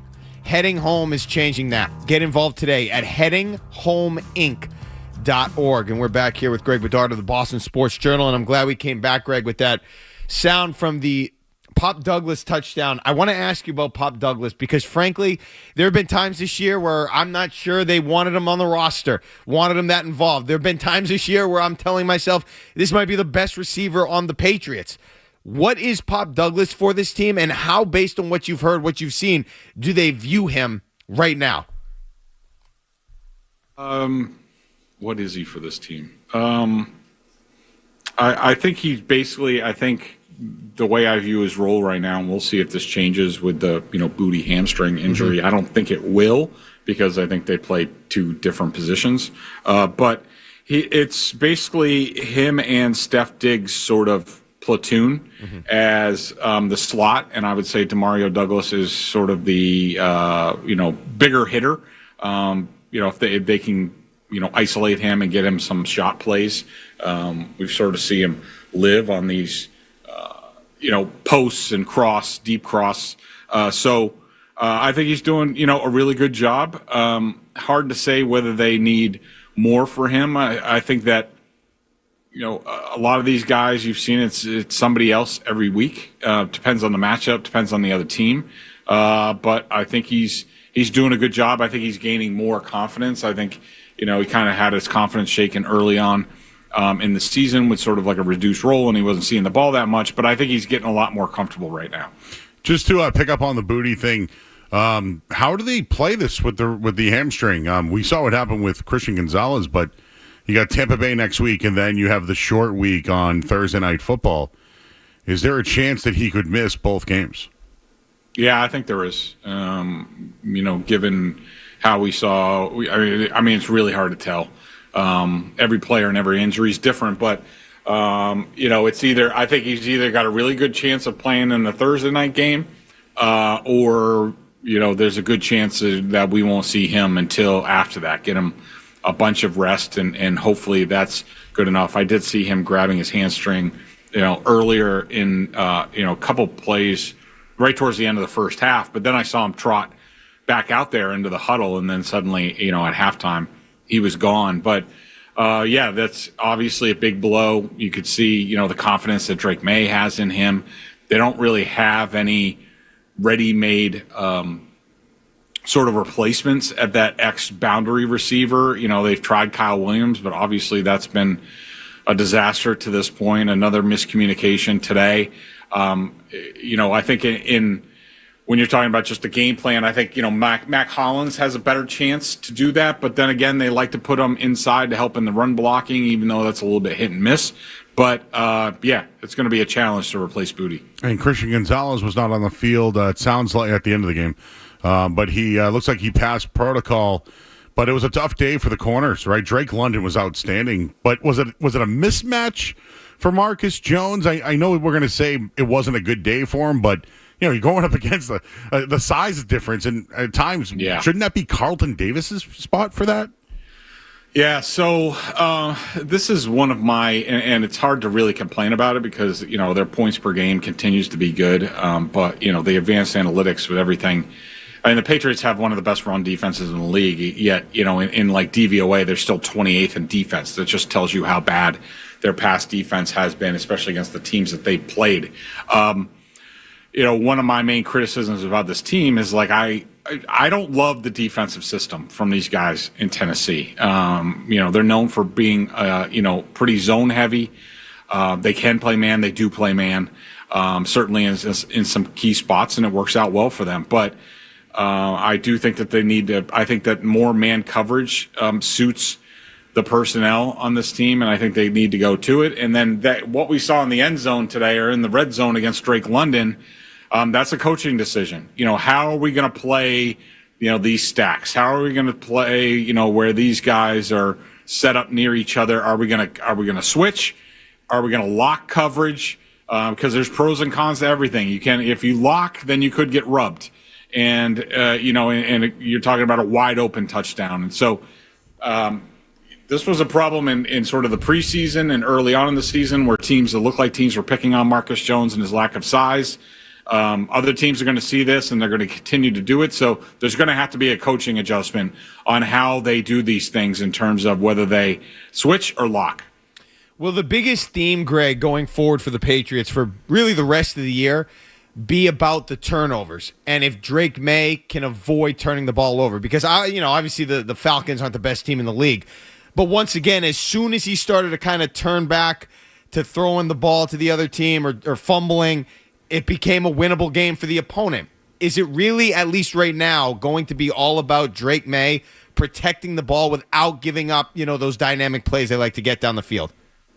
Yeah, it is. And that's sort of been the formula for this team, which is, if the quarterback takes care of the ball and can find a way to make some explosive plays, which he does in conjunction with Josh McDaniels, they're going to be in every game. That's sort of the amazing thing about today is that, they turned the ball over twice, led to 10 points. Drake May, dribbled another ball that he ended up recovering, and they ended up surviving at the end of the day. But that's really where this team is in terms of the talent on the roster and just sort of the rebuild of the program.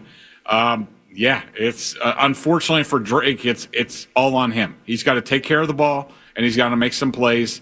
The defense will hold enough, and that's the formula for this team. All right. We'll get you out of here with this.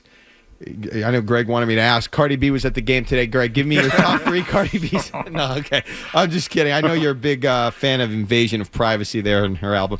All right, Greg Bedard of the Boston Sports Journal joining us here. Greg, thanks so much for the insight. Hey, real quick, Greg, can they beat the Bucks playing like this today? No.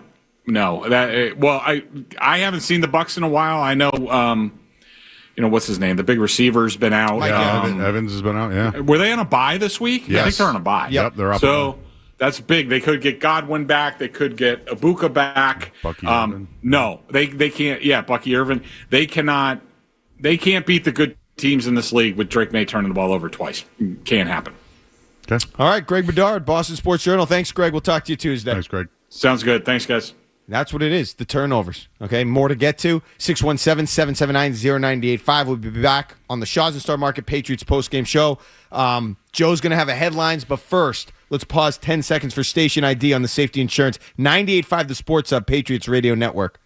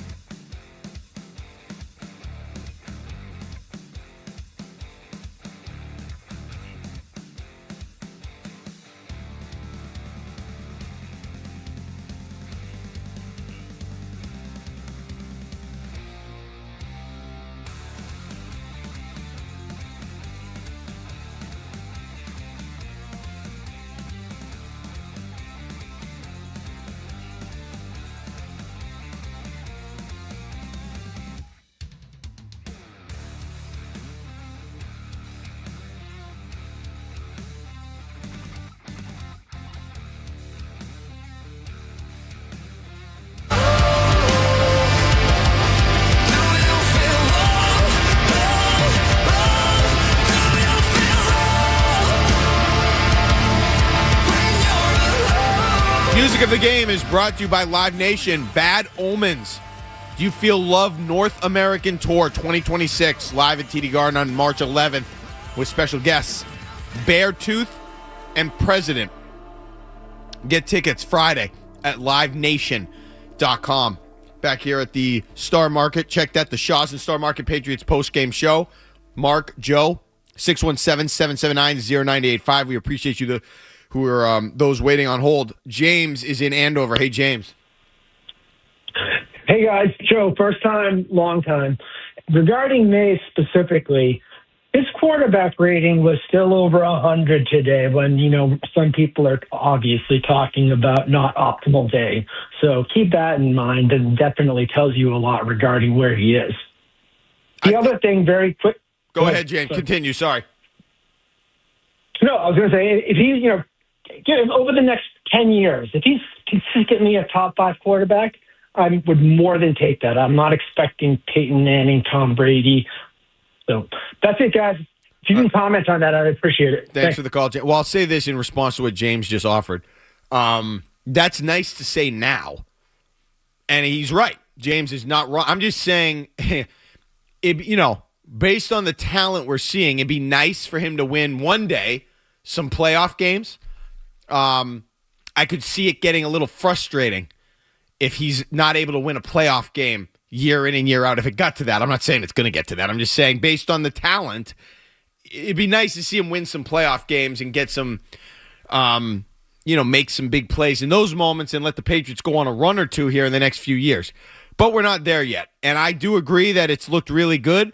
I think it would have felt better for me and other people had, yes, he turned the ball over, but he also, since he started turning the ball over, he didn't throw any more touchdowns. Nice play at the end of the game to finish it off, to seal it, but he didn't throw any more touchdowns, and it's sort of, he couldn't break the negative momentum other than, a throw to Diggs, the end of the game, sealing it with that nice play to Hunter Henry. I would have felt better if it was a little bit back and forth in the second half where he reemerged, threw a touchdown, led a nice drive, and then if he had another turnover, fine. It was just a lot of bad in the second half, which, leaves that taste in your mouth. I just think it was all bad, right? If I was going to say, the good for today, I know we've talked about Drake May a lot, but, I thought Marcus Jones had some tough matchups. He was bad today. Yeah. And I do blame the matchup because Carlton Davis has to be that guy. He just has to be. But Carlton Davis played well enough for you to say, let's go put him on Drake London or whatever his name. Come on. No, but do I think he allowed a touchdown on Drake London and they were like, nope, this isn't working. Let's put our best player on him outside of Gonzo. Yeah. He did have a pass breakup, which I'll give him late in the game.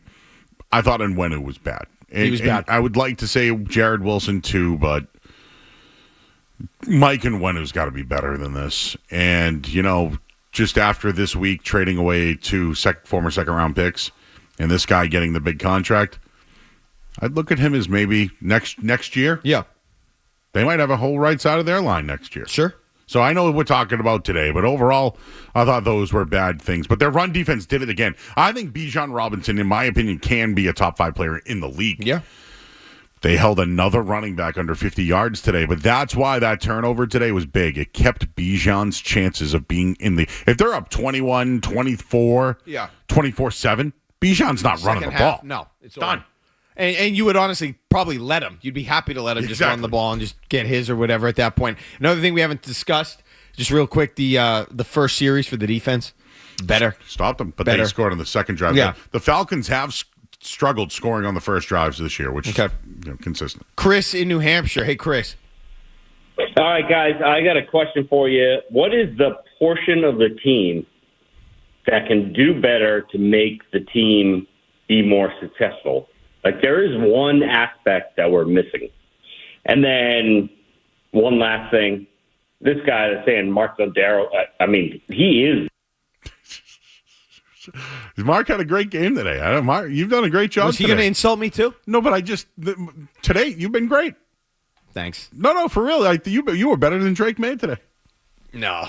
I think you've done a better job. Thanks, Joe. I'm gonna put you over. All right. You've had a great show, but where is the weakness? Is it the secondary? Like, is it the safety, or is it the line? Like, I would say those three things. Yeah. I mean, I want the safety help. Maybe pass rush. It's hard for me to say that because guys like Milton Williams are producing. Christian Barmore's producing, From the inside. Yeah. I would like a sack on third down every so often. Trey, depending on what you'd have to give up for Trey Hendricks, I'd do it. Like, sure. I'm not giving up 2 first-round picks. I'm not doing that based on where they are. I'm just not. Dino is in Fitchburg. Hey, Dino. I'm locked up here. Can one of you guys pull up? Thanks. Dino. Hey, Dino. How you doing? Yes. Bud? What's up? Good. How are you guys doing? My question is, right before the half, the Patriots' decision to kind of run it down the field, they're up 21-7, and they get the ball at halftime. Why didn't they just kneel on it and go into the half up 2 scores and then get the ball at half? Instead, they had that fumble, momentum, and they brought the Falcons back at to make it 21-14. That drove me crazy. I don't know. What's your thoughts on that decision? So I actually thought because the Falcons went for it on 4th and stopped them, the Patriots felt like they had the momentum. Mm-hmm. And listen, I want them to be aggressive. I do.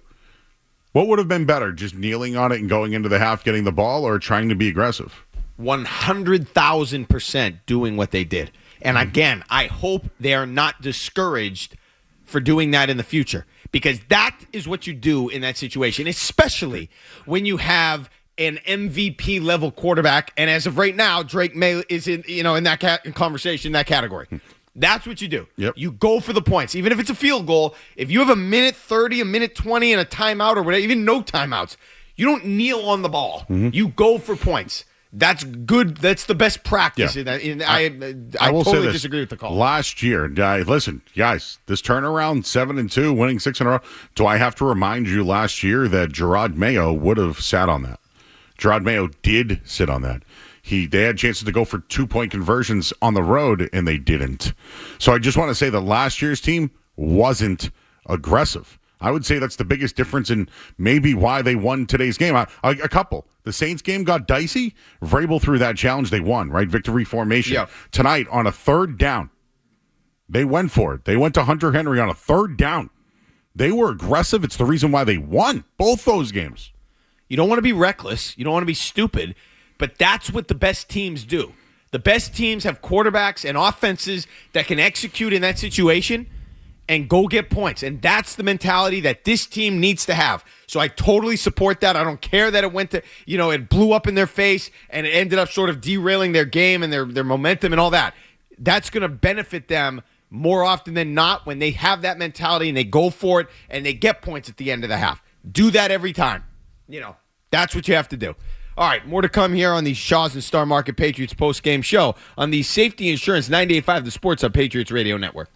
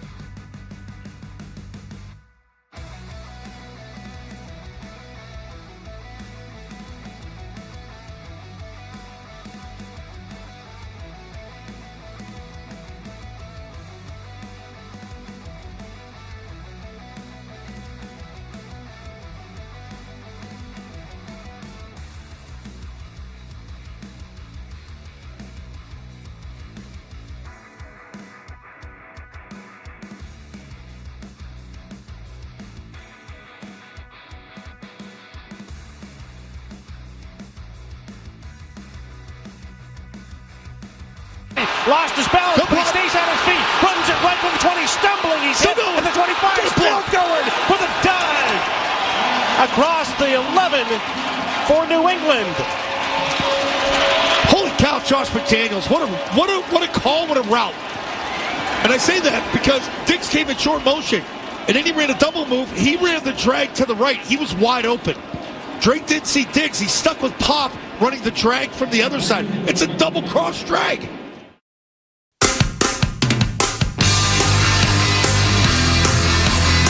All right, back here on the Shaw's and Star Market Patriots post-game show, Mark Dondero, Joe Murray. And I know in one way, Joe thinks that this could have been the biggest win of the year for the Patriots in a specific way. Joe, would you care to elaborate? So the Bills game will be always, because it was on national TV, and they control the AFC. Yeah. And right now they have a lead over the Chiefs. So, and we'll go around the NFL on the other side. So the reason why I think this is a huge, like the Patriots season's a success already.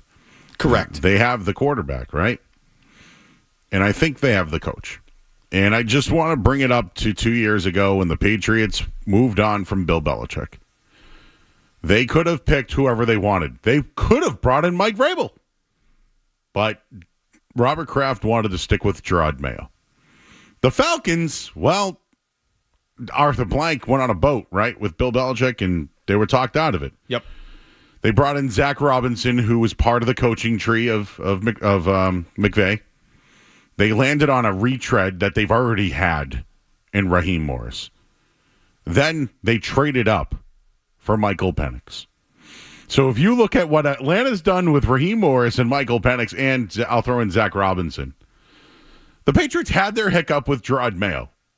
Then they go to Mike Vrabel, but they had Drake May, and they bring back Josh McDaniels. Look at the two teams, right? If you look at what Atlanta's done, they went to, we talked about the Super Bowl off the air, but 2016, they're now going to have to probably go through another head coach, another offensive coordinator, but they're stuck with Michael Penix. I'm not saying, I know he threw 3 touchdowns today, but if Drake May did that today on the goal, on the red zone at the end of the game, we crushed them. We would crush him. So my big win for the Patriots today is they got their quarterback and they have their coach. Because I'll tell you right now, Atlanta, they don't. They might have their quarterback. They don't have the coach. That guy's going to get fired. Oh, Joe, Raheem Morris should never have gotten that job. He was so bad in Tampa. And I know it has been a while. I forget if it's a decade, so maybe he went to jail, he paid his, whatever you want to call it, he paid his dues. He was so bad he shouldn't even have gotten another chance in the NFL. He was a coordinator. He worked under Sean McVay for a little bit. Yeah. And he was exposed. He might be the worst of the tree now that we look at it, right? He should never have gotten another. It was so bad in Tampa. That was not a good situation. And whatever. Look, a couple other things here. From a Patriots perspective, if you're talking about the coach and the quarterback are in place, there's the one thing, just because this is the Patriots postgame show, that's the question mark that has yet to be solved, that's enormous, is the drafting. That's the last piece of the puzzle. Because you could have the coach and the quarterback. If they can't figure out the draft, Joe, they're not going to be able to get it done. It's not going to work. They have to figure out the draft. They haven't done it. And they've got to find a way to solve that riddle that's ailed them. And Drake May's not going to do that. He'll help because he makes guys better. Mike Vrabel will probably help, but they have not done that. And this year, it still doesn't look like they answered that question in terms of what they just drafted in 2025, back in April. To double down on it, we could look at Atlanta and be like, okay, they've taken Bijan Robinson, or Kyle Pitts, Bijan Robinson, Drake London. Yeah. Right? Like, we could look at what they've done. They keep drafting guys, and they don't have the coach. Like, in the end, today they won the game because of the quarterback and the coach. The Falcons got to rebuild all of that, and they've drafted well. Was the Patriots' defense or offense better today? I'd probably say their offense. In the end, I would say it was their offense. Like here's the story of the Patriots this year. They get up, They dominate teams in the third quarter, and the other team taps out. Yeah. Make them one-dimensional. Yeah. Today they won the third quarter 3-0. Okay. But the field goal was kind of the difference in the win, right? Play. I mean, I would go with especially with the way the offense kind of closed out the game. I think, it was a good complementary effort. There were mistakes on both sides of the ball, but it was a good complementary effort in what you're trying to do. And I just think that that's what you need. If I ask you who's the best player on the Falcons, is it Bijan Robinson? I like Drake London. Okay, I mean, so Drake guys. London's the best. Yeah. Like, who's the best player on the Patriots offense? Drake, man. Case closed. And that's the difference. That's the position. Look, Penix looks okay. Is he ever going to be in the MVP conversation? I don't know. He looks efficient enough. He's older, but too. He's injury older. prone. He's made some bad. Today he made some bad plays when it mattered most. Okay, and that's what I need to see more out of from Drake May.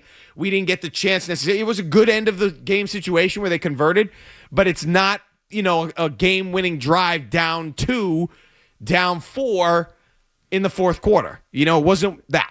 So I'll see more. We'll see more of that as we go forward. It's going to be another big test this coming week. Tampa's really good. Baker Mayfield's played really well. Can they go down there? And if they get off schedule, that's another thing about the Patriots.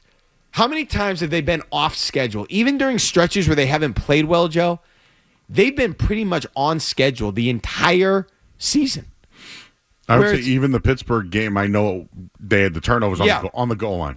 Like red zone issues. And they were hanging around. I forget exactly how that game went. They were hanging around. They've never been, when were they down 10 points late in the third? Something like where you're totally off schedule. They're going to face those situations, and that'll be another test for Drake May, and how does he handle those? And I appreciate everybody's positivity today about Drake May. But I just think that, if it's about the turnovers, that's something they're going to have to decide. Do they make any changes, or do they want to incorporate more plays that might help limit the turnovers, might help limit the sacks that he takes? Meaning, are they going to throw it closer to the line of scrimmage? Are they going to, not high school plays, but more those Wes Welker routes? Just one more thing about the coaching difference today.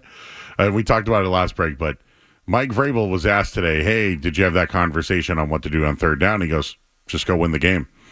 Did Raheem Morris and Zach Robinson have that conversation on the goal line today? Like, oh no, they didn't think about their quarterback potentially throwing the ball in the dirt. Like they could have had a chance to win the game. Like it's blowing my mind. How they lost the game. Well, actually, they if you think about it, the illegal procedure killed them, and they had the ineligible man downfield. Yeah, like all those things crushed them. Yeah. I mean, you have to have it on that drive. They just didn't get it done. I'd love to listen to Atlanta Sports Radio today. Because Raheem Morris is gonna have a tough one tomorrow. Oh, it's gonna be tough. You watch that tape? Look, they played a lot better than they did last week. But you had your guys back. But yeah, they choked at the end of the game. And I'm sure the Falcons were like, Dolphins, Patriots, win. Yeah. Right? Well, obviously not after what Drake May had been doing. Look, it's good. It's good for the Patriots to see how he can you find a way to win a game like that when you struggle in the second half when things haven't been going as well as they've been going? And B, going into next week, can you bounce back? Do you know who they play next week? The Falcons? The Colts. Can they beat the Colts? I'm sure they can because this has been a weird year in the NFL. And the Colts, I don't believe in Daniel Jones. Mm-hmm. But the Colts are going to be looking to get right after what happened today. And they're at home, so the Colts have to go on the road. Yeah. Oh, they're going on the road. Yeah, Okay. So it'll be interesting. All right. Well, now we'll be rooting for the Falcons. That's next right. week. We're going to go around the NFL next. But first, we're going to get a headlines from Joe Murray. Sports Hub headlines presented by Celsius Energy Drinks. Patriots winners. They hung on 24-23 over the Falcons today. Parker Romo, he missed the extra point today. Wasn't good. And then Drake May had 2 touchdowns. He also had 2 turnovers, but it was all Patriots rest of the way. As Pop Douglas had a touchdown, Stephon Diggs added a touchdown as well. But some bad news, though. Kayshon Boutte left the game today with a hamstring injury. No word yet or timetable. They do take on Tampa Bay next week. One good news, though, post-game, Christian Gonzalez cleared his protocol and was at the press conference and should be available for next week. They do play Tampa Bay. Tampa Bay, though, on a bye. The two teams will meet 1 o'clock next week. Headlines, they are brought to you by Valvoline Instant Oil Change. Enjoy quick and convenient vehicle maintenance this month. Visit WickedOilChange.com. You can save 15% off an extractor oil change at Valvoline Instant Oil Change, the official oil change of busy people. I'm Joe Murray. We'll go around the NFL next here on the Safety Insurance 98.5 The Sports on Patriots Radio Network.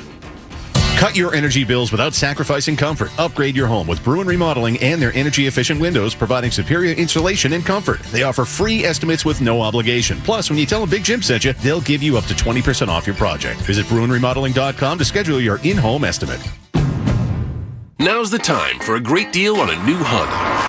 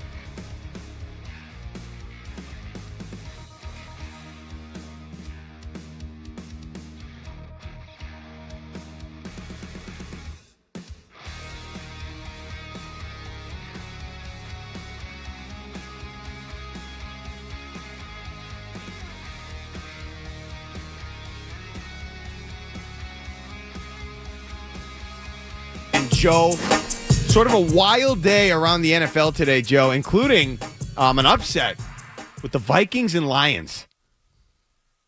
A first down wins the game for you, J.J. McCarthy. Shotgun, 3rd and 5 from his own 28, 27-24 Minnesota. Detroit with one timeout remaining. Snap, 4-man rush. McCarthy throwing right, Naylor, and he caught it! Yes! At the 46-yard line. That's a 16-yard grab by Jalen Naylor, and all you Lions lovers here at Ford Field, where you can head home. All the Lions lovers there. They didn't like that call on KFAN, Minnesota Vikings radio network. J.J. McCarthy icing it with the first down there as the Vikings get the upset win over the Lions. Lions now 5-3. I did not see this one coming. No. Like J.J. McCarthy comes out of nowhere after being buried with an injury. Yeah. And Carson Wentz is done for the year. So, hey, who had a better day, J.J. McCarthy or Michael Penix? One won, one didn't. 27-24, Vikings get the win. Another surprise, I guess, I was surprised, is the Colts and Steelers result. This time he will kick it to the right. High bouncer, and DK Metcalf leaps up and grabs it at the 48-yard line. And with 8 seconds left, Max, I'm going to tell you that the Infinity Stone was wrong, or whatever it was there. The Infinity Stone, Infinity Wars, Infinity War. They were looking for Infinity Stones. We need one snap. One snap. One possible outcome. Get the snap, kneel down, game over, losing streak over, winning streak for the Colts over, still in first place by 2 games. 102.5 WDVE and the Steelers Audio Network with the call there. The Colts, I don't know if I say back to earth a little bit, but not a good game for them or Daniel Jones. So I thought the Steelers stunk on defense. Yeah. But you know what they did? They got 3 interceptions. Yeah. So turn the ball over, you lose, right? Also, Jonathan Taylor struggled today, but Daniel Jones threw for 340 yards and lost. I thought in the end, I thought the Colts could come back and win this game. But the Steelers did nothing to win. Nothing. They just intercepted them 3 times. Well, I'm going to give them credit for that, though. They were 17-0 in the second quarter after the Colts got the lead. That's a good win for the Steelers. I'm not a believer of the Steelers. It is. They came in here. They should have lost that game. They beat you. But that's a good win for them. Are you a believer in the Steelers? I am not. Are you a believer in the Colts? I am not. Okay. No. So, advantage Patriots. Advantage Patriots. Okay. 100%. A team I do have more belief in a little bit, the Broncos. And they were playing the Texans today. Snap, placement, kick on the way. It is good. Penalty flag down. But that's a defensive offside penalty. And Denver has come to Houston and beaten the Texans by a final score of 18-15. That call courtesy of KOA in Denver. Broncos, once again, they find ways to win. That's finding a way to win, Joe. Not with the Patriots. The Patriots, they held on. Good for them. This was finding a way to win, and that's what the Broncos do. Did C.J. Stroud get benched today? No, he was injured? concussed. Oh, okay. Yeah, he went out early with a concussion. I thought Davis Mills kind of kept him in it, but in the end, Bo Nix and the Broncos now 7-2. They're the 2 seed in the AFC after today. I don't know if they play quarterback well enough, if Bo Nix is dynamic enough to what we've seen with Drake May, to ultimately make me buy in for the long haul. Or even just for the short term here in terms of what they could do in the playoffs or something. But he can be dynamic. He's been good in fourth quarters. They find ways to win. They're a pain to good defense and a pain to play. That's a good makeup there. Today I thought the Texans would win. Being 3-5, they might be done. Are they done? The Jags are still in it, I guess. I think they're done. I don't think they've shown enough. I don't think C.J. Stroud has been, and now he's hurt. He's been inconsistent. Yes, he has. Bears and Bengals wild today. Flacco ready for the shotgun snap. He catches. Short drop. Firing into the end zone. Caught by Andre Yosivas. The Bengals have tied it. Flacco raising both arms triumphantly. All right, so that's sound courtesy of Cincinnati's ESPN 1530 and the Bengals radio network. So the Bengals scoring a bunch of points once again. They're Joe Flacco has turned it back, and he is dynamic as ever, but they couldn't find a way to close it out. Safeties are back deep. Badunze motions left. They're blitzing. It's picked up. Caleb throws. Middle of the field. Loveland catch. Breaks away at the 30. Loveland 20. Loveland 10. Loveland end zone. Touchdown Bears. Colston Loveland on a throw by Caleb Williams on the blitz with 17 seconds to go. And the Bears reclaim the lead.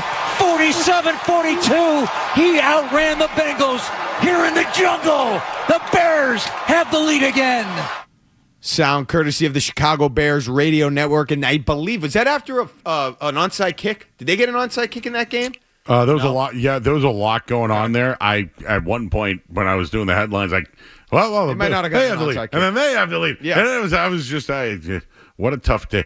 Joe Flacco, man, was great. He's a gunslinger. And then he flamed out. Listen, the Bears, they're doing what I thought they'd do this year. 5-3, some good, some bad. They're an interesting team for me.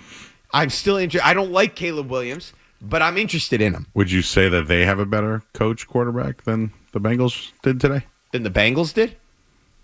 Yeah. They have a better coach. Okay.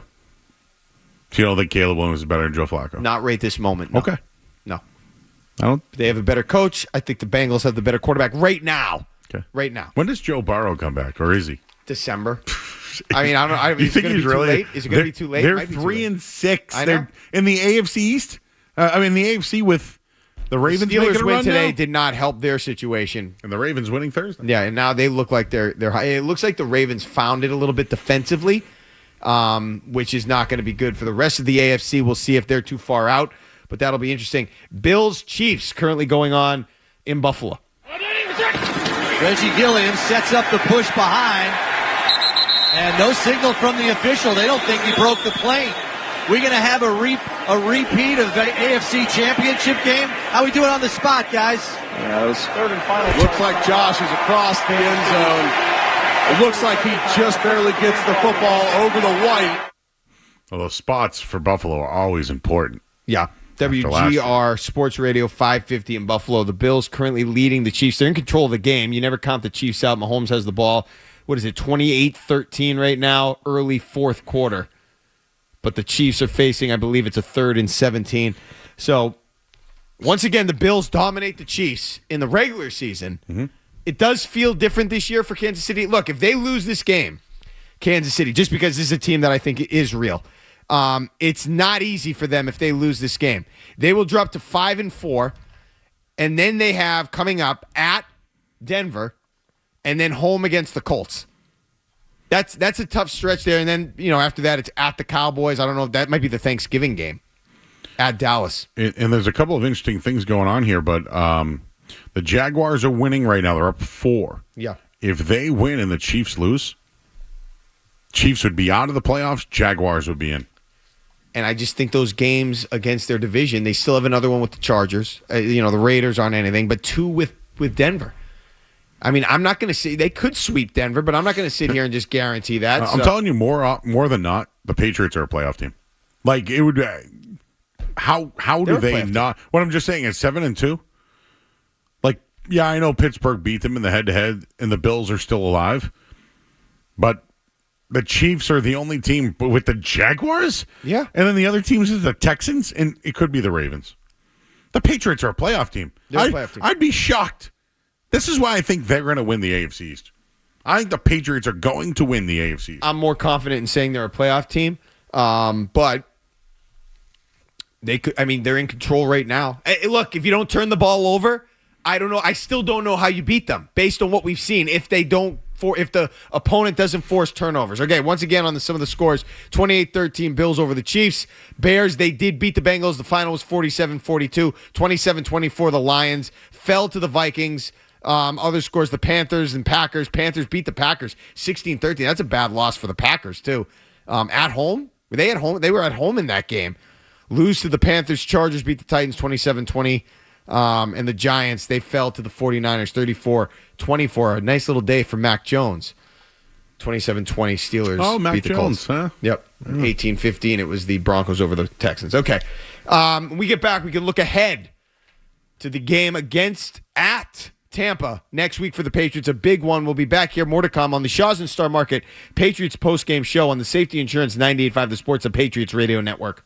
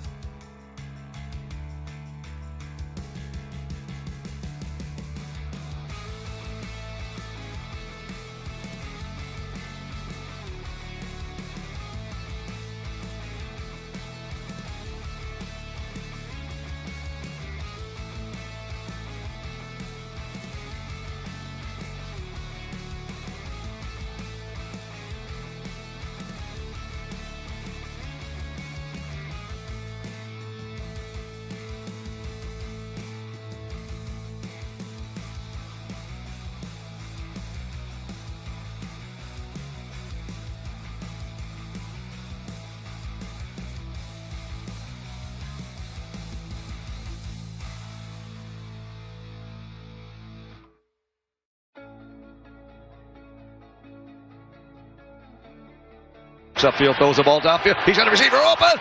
It's a caught ball. Touchdown, Tampa Bay. Touchdown, Buccaneers. It's Tez Johnson. Touchdown, Buccaneers. What a throw by Baker Mayfield.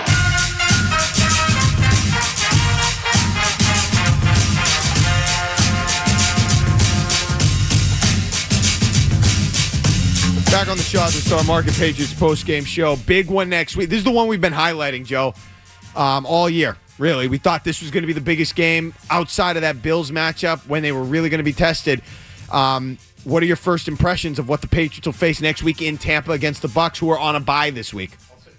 The Patriots have been very good on the road this year. Yeah. So I don't think that they're going to have an issue like being on the road or anything like that, but I do think that their secondary will be tested by Baker Mayfield. I also think Baker Mayfield will not be afraid to run. Mm-hmm. So I think the Patriots have had a little bit of issues going up against dual threat or at least speed quarterbacks. But I just looked for the betting line. It's not out yet. I would have to assume the Bucs are favored.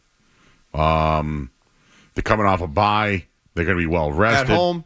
They're going to be getting a bunch of guys back. Yep. Which could be an issue. You know, right? Like they're not in rhythm yet or anything like that. I do think getting Ramondre Stevenson back against their, it's a Todd Bowles defense, and they're going to attack Drake May probably the same way Atlanta did today. But I think there are more weapons on Tampa Bay that could give the Patriots some problems defensively. I would love to see the defensive line really make a statement for the Patriots in this game. And not just Milton Williams, or disrupting the run. I'm talking about getting to Baker Mayfield, putting pressure on Baker Mayfield, making it uncomfortable for him. Look, Tampa's legit. Their only losses this year were to the Eagles by 6, and then to the Lions. They got beat pretty. That was a game that the Lions were in control in Detroit. They've beaten everybody else. They are legit. Baker Mayfield's been one of the top names for the MVP. The Patriots are going to have to play a good game to win this one on the road. I like the fact, though, that the Patriots are I'm not going to say they're playing with house money, but they've won. They've had this long win streak. It's now up to 6. They've beaten good teams. They've beaten bad teams. They've won at home. They've won on the road. There's no shame in losing this game. How they lose could be shameful depending on how things play out, but there's no major shame in losing this game. Yeah, and it's an NFC opponent. So I know I keep bringing up the standings, but what happens in your conference, I think, is a little bit bigger. But this is also, people say, who have the Patriots played? Well, they beat the Bills on the road. Yep. They beat the number 1 defense in football, and they held Bijan Robinson under 50 yards, despite giving up 3 touchdowns from Michael Penix. Drake London had a good day, but they still won the game. So now you got to face Baker Mayfield, MVP candidate. Do they get Bucky Irving back? Can they stop Rashad White? Buka, Godwin, Tez Johnson, who former Drake May receiver. There's a lot there. They have but do they get Wirfs back? Right, I think he's back now. What's the defense going to be for the Bucs, and will the line be better? Vita Vea, big boy. Big boy. And the guard struggled today, right? Yeah. So I'm really curious about this one, but I think Drake May could take advantage of their secondary. They still have Dean. They still have Winfield back there. Their safeties, meh. But overall, I still think they can attack that secondary. I'd like to see, let's just say, Emeka Egbuka is out there. Okay? He's been a force for them. He's been one of the favorite targets of Baker Mayfield. I would like for the Patriots defensively to prioritize him and not let him score 3 touchdowns. Okay? That's what I liked what Belichick used to do. He used to identify ways to, we all know the story. He takes away your best player, makes you play left hand, all that.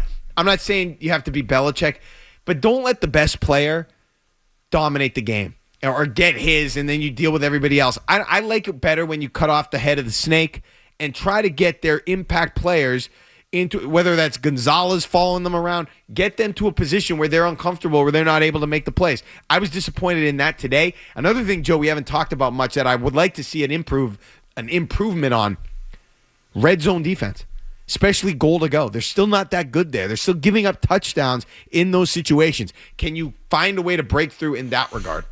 Pass rush. Yeah. They need a pass rush. It's going to be big. Jake Glazer just said that Trey Hendrickson is available at the trade deadline. I'd make a call. Okay? You got to sniff on that one. Make a call because they're good. They could be even better with a guy like that. If not, great. And speaking of great, our team, producer Mark Capello, our crew in Foxborough, engineer Dennis Knudsen, sideline techs Tyler Knudsen and Mike Perry. And here in Waltham, our intern Luke Arnpriester, studio technician Kevin Majori, and executive producer Jeremy Connolly. Patriots, once again, Winners 6 in a row, 24-23 over the Falcons. Pepsi, the official soft drink of the Patriots, has teamed with Shaw's and Star Market for sacking hunger today. The Patriots scored 1 sack. That's another $1,000 donated by the Shaw's